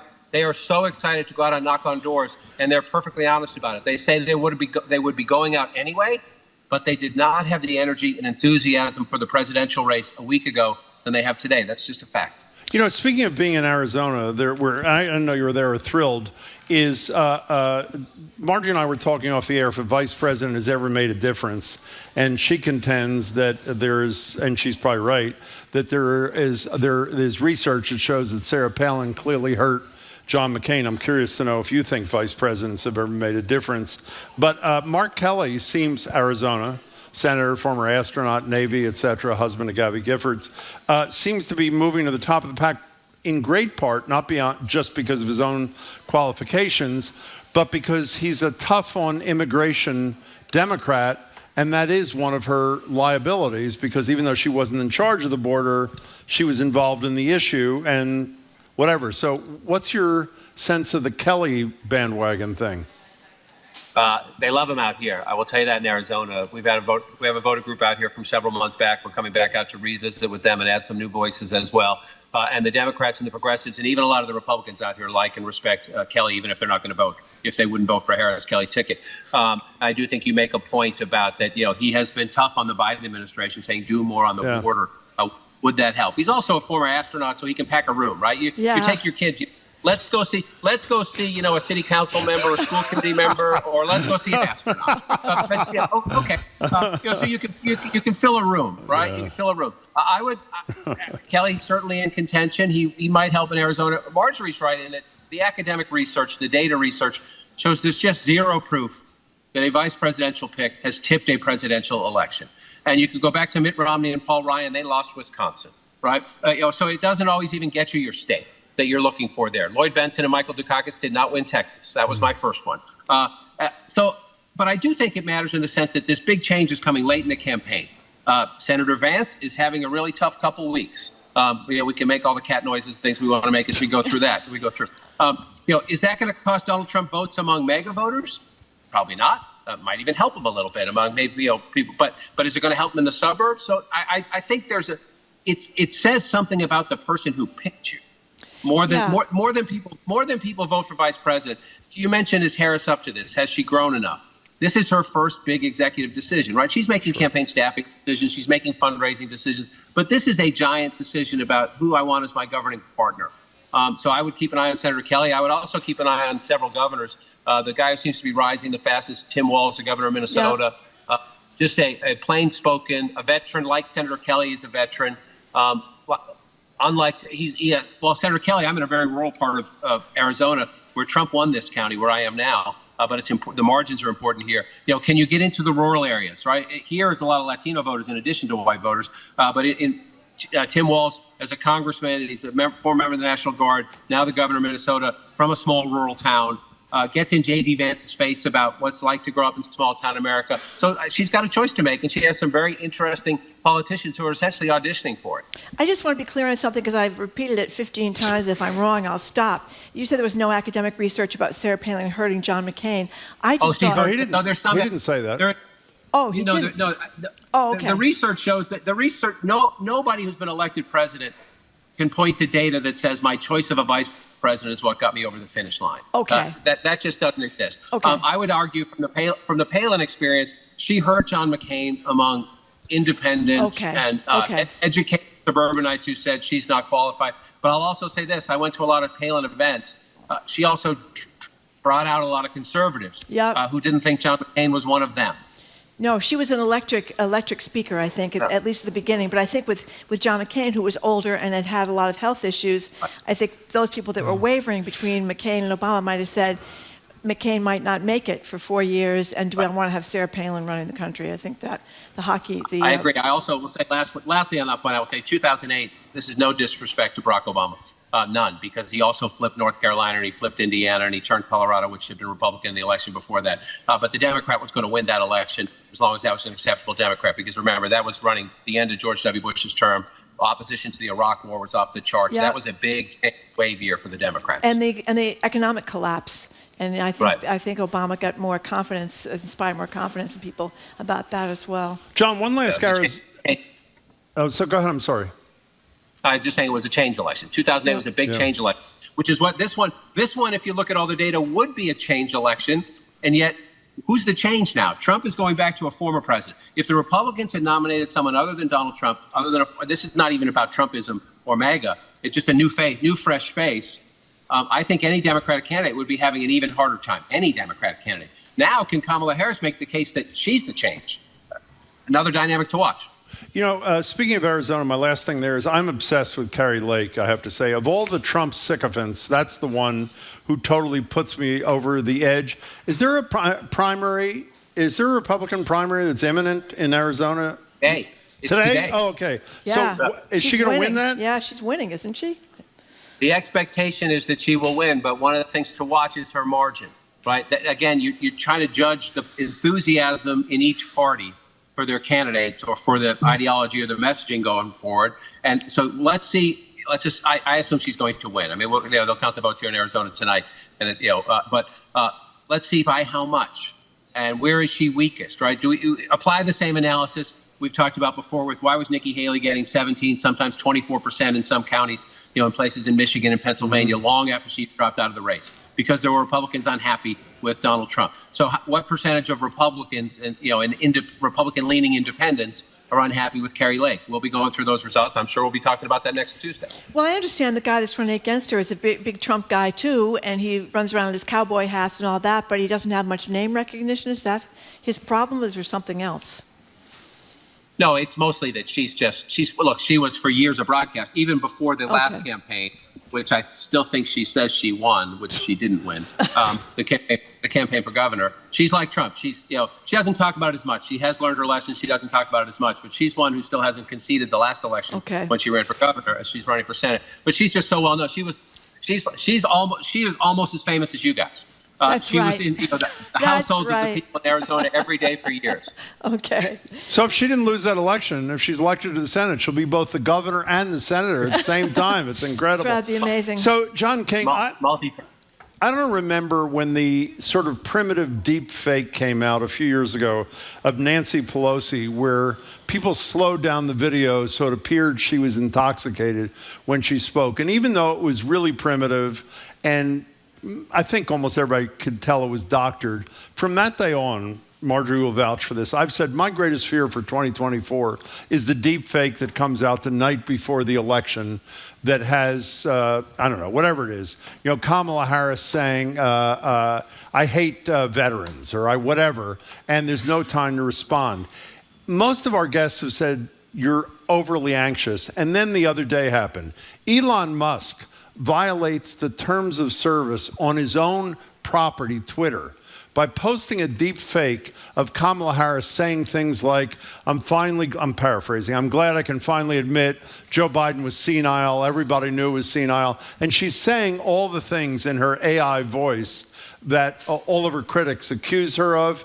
Not only did he violate, in my opinion, his own terms of service on Twitter or X, but it was viewed as of yesterday by a mere 153 million times. Are you worried, as a journalist who believes as much in fairness as anybody I know, about what's going to happen in the next 3 months on the deep fake front? I'm with you, Jim. I think that this is why I often say here, and I appreciate the platform to say it, is that everybody listening, remember, you have a responsibility too. Double check, triple check, stay with brands and people you trust, and then even challenge them on the facts. Yeah. Right? I hope you like me when I do the maps and I count votes, right? Be skeptical, though. Don't be afraid to challenge my math. Don't be afraid to kick the tires. Don't be afraid to consider another second source, a third source, a fourth source.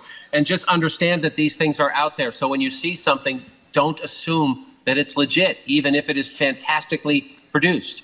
Yeah, the technology is scary, Jim. I'm with you. Do I think the American people, most people, have the common sense to understand this is out there. I do. But again, if you're the last minute thing, if how many people are not decided till the very last minute? But let's just say in the last month, in the last couple of weeks, right? When people are starting, you can mail your ballot. Let's say you see something and you mail your ballot, you can't get it back.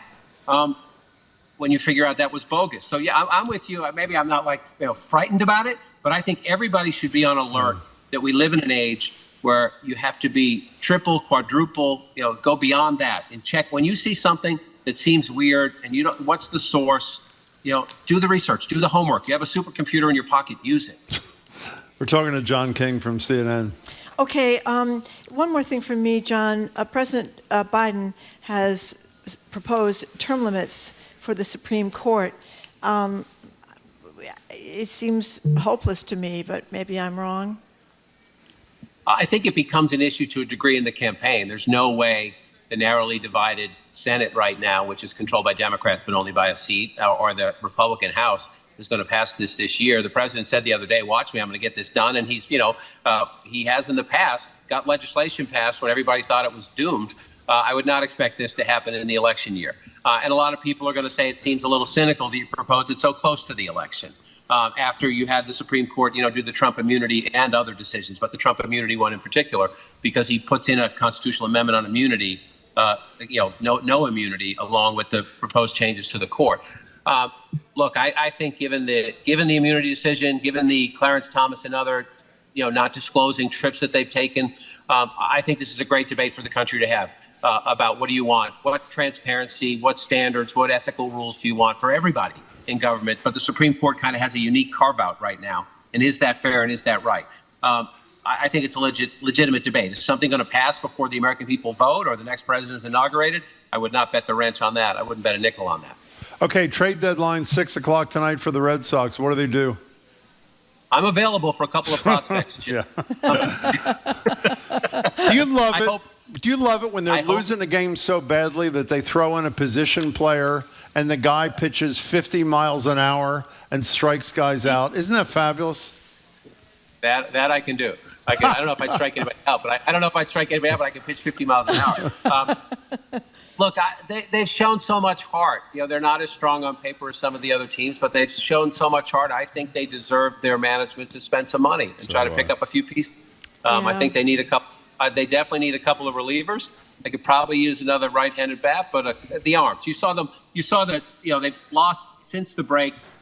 I think they've lost 7 or 8 games after the 7th inning. My numbers are probably wrong a little bit, but the bullpen has given up 7 or 8 leads just since the All-Star break, and they just need better arms out there, and I hope they get them.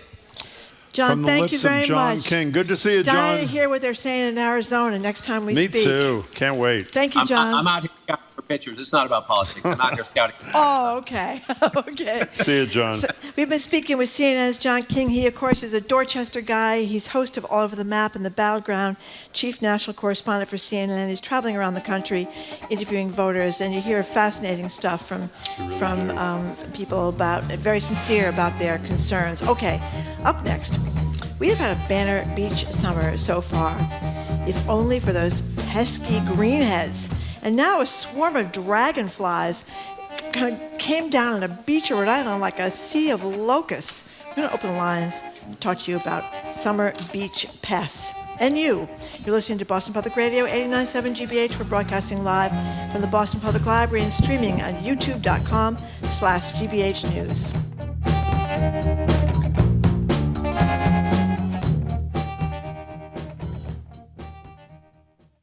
I'm Jared Bowen. Coming up on The Culture Show, how did Martin Luther King Jr. and Coretta Scott King's fight for civil rights make Kamala Harris's political path possible? And Mari Paris Jeffries, president and CEO of Embrace Boston, joins us for that conversation. And Guster's Adam Gardner joins us to talk about the band's new album and summer tradition, the On the Ocean Music Festival. And Kiefer Glenshaw, the musician who's turned playing the cello into an endurance sport. That's today at 2 on 89.7 GBH. Funding for our programs comes from you. And Comcast Business, committed to providing connectivity for your business with network and cybersecurity solutions. Comcast Business, powering possibilities. Restrictions apply. To learn more, you can call or visit comcastbusiness.com. And the Boston Speakers Series, announcing its upcoming season at Symphony Hall for 7 evenings, featuring Liz Cheney, Andrew Lloyd Webber, historian Annette Gordon-Reed, and news anchor Chris Wallace. bostonspeakers.org. Welcome back to Boston Public Radio. Mark Regan, Jim Browdy. We're obviously live at the library, streaming at youtube.com/GBH News. Here tomorrow with the governor. Governor's with us 11 to 12 live to answer your questions and ours. It was something out of the book of, I think, Exodus this Saturday at Rhode Island's, how do you pronounce it? Misquaca? Is that how you say it? I do not know, Jim. Okay, whatever. State Beach. A horde, not of locusts, but thousands and thousands and thousands of dragonflies descended on beachgoers, quickly beating out loud music as the most annoying part of the day. Here's sound from some of that scene. Actually, that was a movie about locusts. Close enough. But regardless. That's what they look like. They do? Well, no, but there were so many that people say thousands. Some couldn't even would see say past them. Exactly. Millions, or a black blob rapidly moving toward them over the water. Thank you. That's very beautifully put. Thank you. In any case, regardless, the story has us thinking about pests on the beach. You have dragonflies in Rhode Island, which don't bother me that much because they can't do anything bad to you. And you have greenhead flies on the North Shore, those are the worst, which are like blood-sucking monsters that cause great pain. And by the way, if you want to talk about other pests on the beach, from loud music, seagulls eating your lunch, that kind of thing, 877-301-8970. I'm most interested in the greenhead thing. Now, Jamie did a little research this morning and said that greenheads are around almost the whole summer. Is that right, or am I wrong about that? Okay, well, fine. I don't but think then, wait. Then Hannah, our colleague, reached out to one of our favorites, the head of the trustees of reservations, Kato Theoharides is how you pronounce her name. And she says the season, and obviously they do a lot of beaches, is really only 2 weeks long at most for a stretch in July. So she's contending it's already gone. Do you believe Katie or not? I hope she's right, because Okay, fine. greenheads are horrible. Here's what she says. The key to dealing with greenheads, that's what we want to talk about, the terror that they have caused you, and maybe dragonflies too. What do you do about it? Do you not go to the beach because of it? Here are her 3 solutions. The best is wearing clothing that covers up your arms and legs while on shore. You're not going to do that at the beach. Using bug spray, which I hate, but she says that's a good idea. And listen to this. They say they have an all-natural one. Yeah, she says soft this is greenhead guard. Made by a woman-owned business. Yep. Soft greenhead guard, she said, is the best. It's a product at Crane Beach. As Marjorie said, it's locally made. And of course, there's a breeze, which is the best thing, but you can't manufacture the breeze. So we want to know how you feel about what are they called? Dragonflies, we have greenheads. 2 witnesses to the horror from Rhode Island. We do? On the phone. Okay. Yes, we do. Let's start with Paul from Pawtucket, a survivor of the dragonfly horde. Do tell, Paul. Hey, Thank Paul. you for calling. Good afternoon. Yeah, I was at Tunic at the time. About 10-15. It's pronounced Misquamicut. Misquamicut, thank you. That was Marjorie's fault. Go ahead. It was Marjorie's fault. That's Good. right. Everything's Marjorie's fault. It was kind of neat. It was really neat to see. They never landed on me. I was hoping they'd eat a few mosquitoes while they're in the area. How dense was the sky with these dragonflies? Where I was in Matunic was not as bad as what I'd seen at Misquamicut. But still, they flew all around me. They never landed on me. It was really a great experience. Hey, Paul, I got to tell you, it sounds like they're dragonflies in your phone, so we got to let you go. It's we not thank good. the first person It's account. not a good connection, but we have a second person who was there as well. Yes, we do. Well, so they say. This is Katie from Rhode Island. Hey, Katie. Thank you for calling. What'd you think, Katie? It's your favorite aggressive. Oh, hey, Katie. Oh, my how are goodness. you? You are everywhere. Apparently. What happened? So tell us. So I was sitting at Matunic Beach last weekend, and it lasted for probably an hour, and they never hit a person. It was actually kind of incredible. They were flying straight from Block Island over the ocean, over the beach, and they never hit one person ever. But it was on the news here, and it's made national news, I guess. But, yes. Hey, they eat mosquitoes. So I say keep on flying to Rhode Island. Well, people are describing this as a giant swarm and a black blob. Somebody said there were thousands, tens of thousands. Somebody else said there were millions of them, maybe a few dozen. I love you guys. Yep. What? I love you guys, but I'm actually home, and I need to speak to my dad's nurse practitioner right now. I would do that if I were you. All right. Katie, thank you for the call. Thank you for calling. We appreciate it. Anyway, I would be a Gotta little speak to freaked out somebody about the swarming, and someone else compared it to a biblical invasion. Did you ever see The Birds, the Alfred Hitchcock Yes, I film? did. I saw it about That 5 years scared me ago. to death. Tippi Hedren, one of the scariest films. The first time you just saw it 5 years ago? No, I saw it like 100 years ago, but I saw it again 5 years ago. Very scary. Because I'm always wondering if films that were among my favorites when I was young are hold up. And there's a movie I suggested to you years ago, that thing that held up beautifully, that mystery movie. Oh my God, it was horrible. It was horrible. Jagged Edge. I can't believe John the Claw Parker Jagged even Edge. knows how embarrassing it was. The Birds holds up. The Birds but you totally holds You up. don't really want to see the birds because Why not? Because every time you see birds gathered on a wire and there's more You like think a it's the 10 of them, you birds. think the birds are swarming and going to attack you. That was really This film is going to be called The Dragonflies. Same deal. Yeah, but the dragonflies, as the two callers have pointed out, do not bite. Unlike the greenheads, who insert saliva into you, it causes these really painful bumps. They're after your blood, Jim, and it's not fun. It's Jane really Groton, painful. Really painful. Very, very painful. Jane from Groton, what do you think about the whole pests on the beach deal? Hey, Jane. You there? Yes. Well, I think we are, yeah. Hi, actually my name's Ann. Jan. Second-time caller. Hi. Greenheads, the worst thing in the world. And on the North Shore, people don't talk about it. Like, are greenheads here? Like, oh, not really. Because everyone talks about it. We have a horrible connect. Wait, you're basically saying the people who live in the North Shore are either in denial or lying about the presence of greenheads. Is that your position, John? That's my position. They're lying. Oh, that's much better, Jan. And why do you think they're lying? Because they're fearful that we will not go to Woodman's or something and buy 1,000 fried clams? What's the problem? If you're on any of the marshes, that's where it's the worst. And if you're on the water, I used to have my boat up there. I had a white boat, so they would be under the bimini and all over the floor, and no bug spray works. Oh, God, that's horrible. It's horrifying. So, yeah, well, the marshes is where they breed. Did you know that? I learned that this morning. Yeah, I read That's that horrible. in one of the stories. Jan, thanks for your first-hand report, too. We really appreciate that. 877-301-8970. I have to say, your reaction to greenheads is not as extreme as I was hoping it would be. Well, you know, I never go to the North Shore to swim. So you don't have greenheads where you are? Well, I've run into horseflies. Well, they are horseflies. Greenheads are horseflies. Beach. Aren't greenheads horseflies? I don't know. Do they bite you? Bug expert. Horseflies do bite. And they take blood out of you. They take blood out of you, but I've not run into these things on Cape Cod, which is where I do most of my beaching. So what do you do with the horseflies? How do you prevent those? You swat them. You swat them. You swat them because they usually Could you show me how you did it again? You just bang them. You bang them like that, okay. That's assuming you can see them in time to bang them. Oh, wait 1 second. The people on YouTube that were turned away would like to see it one more time. Can you just show? So you basically slap them. That's what I do. Fine, that's what I do. Now, horseflies, excuse me, who wrote this? One of our co-workers, Aiden, thank you. Horseflies and greenheads are the same thing. All right. Well, we don't call them greenheads at Horseneck Beach. Well, who the hell cares what you call them? Because we're on Horseneck Beach, we call them horseflies. You know why? Because we're at Horseneck Beach. Well, you know, there's no Greenhead Beach on the North Shore.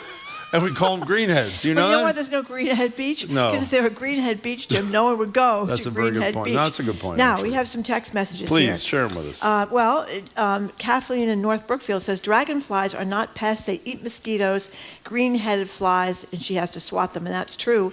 And this other person says the same thing, that dragonflies are good. They eat greenheads, flies, deer flies, and mosquitoes. And this person, this is Jeremy from Somerville, says he works in the woods and he attaches fake dragonflies to his hat and runs around with dragonflies all over his hat and gets almost zero fly or mosquito bites. Wait, what is that again? I guess that's his repellent. That is his repellent. Dragonfly scares mosquitoes away? Yes, that's what this person says. And then Leola from Norwood says, the pest I hate on the beach, the most ever-present litter bug. Thank you. Now, by the way, Dr. Catherine Gergen Barnett apparently cannot get enough of Boston Public Radio. Because she just texted, is that correct? Yes. We believe this is her. She says it is her. The dragonfly is an important symbol in many countries. Marjorie, she didn't say the Marjorie part. With its significance ranging from representing change, rebirth, happiness, good luck, and financial gain. Well, there you go. As well as insight. No, you know what the greenhead represents in other countries? Death and destruction. That's what it represents in those countries. Thank you. Thank you, Doctor. We appreciate that. Dee Dee in Ipswich, ground zero for greenheads. Hey, Dee Dee. Hi, Dee Dee. Hey, how are you? I think we're good. Hi. Can you hear me okay? If you said, can you hear me okay, we hear you okay, yes. Okay, great. Yep. So I'm from Ipswich. As I said, ground zero. I think this year wasn't really bad. Okay. There was a lot of great wind, and I think that helped a lot, but there have definitely been years where it's been terrible. But the big thing to know is that you want to use Skin So Soft with keratin, and that really helps, but you just got to keep on spraying yourself with it. I forgot about Skin So Soft. That was like not a home remedy, but an alternative remedy that people have been using for years. The head of Trustees of Reservations, Katie, said that this soft greenhead guard, there's all capital letters, soft greenhead guard, this woman-owned business that's local, that's great. You ever try that? No, but somebody else told me actually you should spray the old Listerine on yourself. So I've never done that. Spraying Listerine. Okay. Well, thank you. And Dee Dee, we appreciate your report from the scene. We're having Ipswich. a fight among the texters. Some are saying greenheads and horseflies are the same, and some saying they're not the same. I do not know. And somebody else says there are no greenheads at Horseneck Beach. That's true because there are horseflies at Horseneck Beach. Diane from Duxbury says she puts lavender oil on her dryer balls when she dries the beach towels, and that works pretty well at keeping horseflies away at the beach. Yes. You know what I've found that are really good with greenheads? I haven't told you this. What's this that, is actually Jim? good. I wet the sheets before I put them on the... Oh, no, that's to stay cool in the summer. 877-301-8970. Seth says he once encountered a greenhead that was the size of his fist, or so it's he true. claims. They're big. He says it flew into his car at a stop sign and attacked. Yeah, cracked his windshield. Can I tell you something? I have left. I want to be clear here. Yep. I have left the beach. Are you hearing me? Yep. I have left the beach. Because of the greenheads? Because of the greenheads. Well, you have to pay attention to when the greenheads are out. They're not usually out all summer What if you're long. at the beach when they're out? Well, you didn't know they were out. You want to check before you get What if there. that's when you're on vacation? What are you Didn't supposed see to the do? greenhead season is now over at Crane Beach? Well, that's what Katie says. That's what Katie says. Well, it's in her own self-interest to be saying that. I'm not saying she's not being truthful, but she is the head of Trustees Reservations, and so obviously they want They people arrived to ahead of schedule this year. Okay, so here is this useful information, Jamie, or is this crap coming from you? Okay, according to the Northeast Massachusetts Mosquito Control and Wetlands Control Division, like that really exists, from the state, what is a greenhead fly, Marjorie? It is the greenhead flies of Essex County, Mass. are insects that are called horseflies. There you go. Then why are they called greenheads? Well, that's a good question. They belong to a family called Tabanidae. Can you pronounce that? No, I cannot. Neither can I. The name comes from the large iridescent compound eyes, which appear as dark green. They do. Okay. Thus the well, name. I've been bitten by a lot of horseflies. Let You me have? tell you, Wow. it hurts and you itch for days and days and days. It really hurts. Lori from Winchester. What do you think, Lori? Lori from Winchester. Hi. Good afternoon. My husband and I were at Crane's on Saturday morning. And? No horseflies. Whoa. No greenheads. Yeah, the season is over supposedly, so you're safe to go there now. So were you nervous? Wait, were you nervous on your way to Crane? Worried that they would be there, or were you confident? How were you? I was confident because they're out full moon to full moon, and the Crane Beach threads, I'm not saying Twitter account, will tell you when the greenheads are out, but there was not one, and I am the biggest person to get bitten every year. Not one, and we walked the length of the beach. I don't want to disabuse you of what you just said, but we read this morning from a semi-reliable source, even though I can't remember what the source was, but it appeared reliable at the time, that full moon to full moon thing is BS. Are you confident that it's real? I'm confident that it's real. Great. Good enough for me. Lori from Winchester, thanks for the call. We appreciate it. So a texter, this is Lee in Narragansett, which is a beautiful town in Rhode Island, says, have Jared Bowen ask Guster, that's the band, on his culture show about dragonflies in Rhode Island. During their set at the Newport Folk Festival on Friday, they streamed past the stage for several songs. Beautiful and almost spiritual. Wow. Yeah, isn't that nice? Could you pass that along to Jared? I'm sure you will. Yes, I'll pass that along to Jared. Patty in Jamaica Plain, thank you for calling. Hey, Patty, welcome. Hi. Hello? Hi. Hi. Sorry. That's okay. I was up there last Monday, a week ago yesterday, Where? with my best friend. Where? To Cranes Beach. Oh, good. Oh, Go I'm ahead. sorry. We're No, it's discussing okay. two different. Well, it's okay. To Cranes Beach, Yeah. and I did get stung by one greenhead. Oh. And But all it does is sting you. I didn't have any after effects. I didn't have any itch. I didn't have any marks on my leg where it stung me. And I did have, I had bought the week before, 2 weeks before, a bottle of, I believe what Katie Theoridis, however her name is pronounced. Soft greenhead guard. Yeah, well, this is called Wicked Soft. Close enough. Greenhead guard underneath it. How'd that go? Yeah. Well, I don't know. I hadn't put it on when I got stung, but I did put it on afterwards. Yeah, but if it's afterwards, you've already been stung. You know what I mean? You got to put it on before you get stung. Yes, yeah, I know. But it could have been stung again. That's that is a point I hadn't thought of. So you're fully recovered from whatever it is you experienced. Is that correct, Patty? And it only lasts 2 weeks. I've been going to Cranes Beach. I live in Boston. I'm not a neighbor up there. Oh, you are. I've been going for over 50 years. You have? To Cranes. How many times did you say you got bitten by greenhead total in the 50 years? Maybe 20 times. 20 times. Well, that's not so bad. Patty, thank you for the call. So Patty, by the way, is confirming what Katie Theoridis, head of the trustees, said. 2 weeks long, it's done. We have a lot of remedies. Let's hear them. We're out of time. Well, somebody says we should eat a lot of garlic, have garlic tablets. They keep that's for mosquitoes vampires. away. That's not for dragonflies. And then you have a person he claims to be a doctor. Yeah. He says he's an entomologist and teaches entomology at college level. He said you repel mosquitoes and other insects. Lemon juice mixed with ketchup and any kind of hard liquor. What do you do with it? It's not the most pleasant smelling thing. It's a little messy with all that ketchup. What do you rub it in your armpits? What do you do? I guess you rub it over your body, and it supposedly keeps them away. And Ann from Chelmsford said, I'd rather have a green flies fly bite are me. attracted to green, I heard. We went to Plum Island. We had to escape the beach. They were pummeling our green car. They chased us down as we drove off. It was like being in a horror movie. Do you believe that story? No. Neither do I. Okay. Okay, we're yes, done. Yes, I do, Ann. I was only kidding. No, we both believe it. Sounds like a great I believe it. Okay, we are done. Thank you very much for listening to another edition of Boston Public Radio.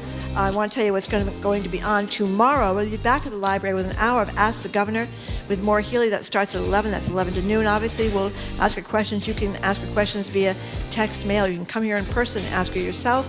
Right after us is GBH's Jared Bowen, but he's also going to be with us tomorrow. He is not. Yes, he is. That's fabulous. GBH's Jared Bowen. You can ask him about the dragonflies at the Newport Folk Festival. Yeah, from the. He was not at the Folk Festival. He's interviewing Guster. I know, one of them. We could ask Guster about the dragonflies. Okay. Guster, I didn't say Guster was going to be on. We could ask Guster about the dragonflies. Okay. National Security expert Julia Kayab. She's just back her from about the dragonflies. Animal expert Cy Montgomery. We can ask her about the dragonflies and the greenheads and Clear Ice Authority Jim Blakely. I want to thank our crew. Those are the Clear Ice Cubes guy. So I love those. Soy Matthews, I bought one. Nicole Garcia, Harold Loss, John McClaw Parker, executive producer Jane Bologna, Ariana Gonzalez, Maddie Guy, Bill Francis, Juan Jose Cadena. I'm Marjorie Egan. I'm Jim Brothers. Thanks for tuning in. Bye. Have a great afternoon. Sorry about this messed up. Goodbye. Trending. What's interesting? What's going on around town? We're talking all things arts and culture on The Culture Show. Next on GBH 89.7. Our programs are made possible thanks to you. And the Peabody Essex Museum, where visitors can experience art and culture in real life. Escape the algorithm. You can see what's happening this week at PEM.org. It's the story of the aces who defined an era. Revisit how the tennis golden age changed the game forever in this 3-part fascinating series. Don't miss Gods of Tennis, tonight at 9 on GBH2. I'm Arun Roth. Coming up on GB, legendary Alston music venue that closed its doors in 2020 is set to reopen in 2026.